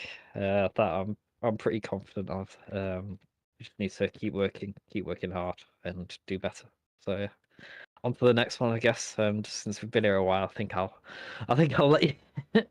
I'll keep it short. Thanks for being so patient. Sure. It's all right. Well, thank you guys for commentating and making the race interesting as well. So I think you played a very bit of a welcome. role as well, Harry. Yeah, well, it's what it is. I would rather have a boring race than win, to be honest. But The reverse control had been one number different. It might have gone that way. I don't think I would have won, to be honest, if I'd been on pole in race 2. But you never know. If buts and maybes, like what happened, and we can't change that now. So we need to focus on what we can change, and that's the future. So I guess that's a nice segue into see you guys next race. Yeah, I suppose actually, I've got my football, the European Conference League is on, so I've got a ticket for my St. Patrick's Athletic again this year. So I will miss Germany, unfortunately, just the way it panned out. If they went to Liechtenstein on that weekend of the German Grand Prix, I would have grand, but they're actually playing in Dublin in the first leg, so I have to put real life ahead again, unfortunately. So it'll be if you like to commentate on substitute. F1, call the number on screen. yeah, job applications now open. Yeah, get Victor to do it whilst driving. He loves Oh, I think Victor would probably be having a go at everyone who bumped into him in race 2. Yeah. Well, I like to see people supporting their local club. I support my local club, Manchester United. So Fair play. Oh, Man United as well. But yeah. Yeah. Oh, well. Right. Thank you guys. I'll see you guys whenever. All right. Take care, Harry. Thanks for the chat. Cheers, Harry. And that completes another bumper interview segment, Ed. So, yeah, I'm sure you're still buzzing from Tuesday. So, how do you reckon it went as you were viewing it as a commentator this time? Oh yeah, we won on Tuesday. I was forgotten in all the excitement that I'm a winner too. Not just Simon Frelich and Luca Filin, but yeah. So I think Taylor 2 halves really for me. Race 1, really the top 3 ran away with it, and all the battling was behind. Some great stand-up performances from Felitstra and Andrzejewski, I think it's fair to say, despite the spin, redeeming herself in race 1. Race 2, fantastic. I want to say strategic, but it was very, very good defensive from Luca Filin in terms of just not creating any opportunity for Smith or Andrzejewski or Velitstra in the end, who got that fantastic second place. and then all getting a bit hectic behind, and that crazy battle for 15th as well. I think Chris has probably summed it up best. How are they still alive? And almost immediately after that, they started bumping into each other, sadly. But yeah, I think those who finished got a couple of points at the end of both races will be feeling pretty happy with themselves. But I think the big story is Netrex back on top in the teams championship after a slightly off round for Multiforce. And then I believe in the drivers championship, gap's gone from 56 points to 33 points. Is the lead that Mike Quint has over Victor Ivanov, which is certainly not as big as it was going in. Of course, it was never going to be. With Ivanov, it's always likely he's going to get at least some points on the board as a bare minimum. But yeah, Ivanov, as much as he'll be ruining that race too, he's a little bit closer, and this battle could go all the way to Brazil in November as well. So I think Ivanov, despite a slightly bad race to result in the end, won't be feeling too disconsolate with that. Still quite a way to go in this championship, and Mike Quint is going to have to come back and get back on the horse in Hockenheim. So it'd be interesting to see how he handles that, because often when a driver misses a race, it's sort of 50-50 whether they'll be back on the pace or not. It often feels like, because they've got to get back into the rhythm. It's not just a case of getting all the practice in the 30 minutes of practice beforehand. Yeah, well, I suppose, yeah, we do know how important the practice sessions are in advance when we don't get to watch on camera, and on the main events itself. The warm-ups do have a lot of value, but yeah, we're creeping towards 3 hours consecutive now, so it is time to let you all go. So yeah, we do have fun in the interviews, so yeah, it's very tempting just to keep going. But yeah, Remco, as the broadcast director, really great job as ever. So thank you very much to him. Ed, really good job again for yourself. So well done. And then, thank you. No bother at all. And then myself, Eoin Harmon, I as I say, I won't be here for the next round. Yeah, at the Hockenheim Ring, I would have liked to watch that, but yeah, I'll definitely watch it back on the VOD. But in August, will be Belgium, so I hope you're there for then. But until next time, thank you all so much for your interactions and your viewership. So bye for now. Thanks for watching.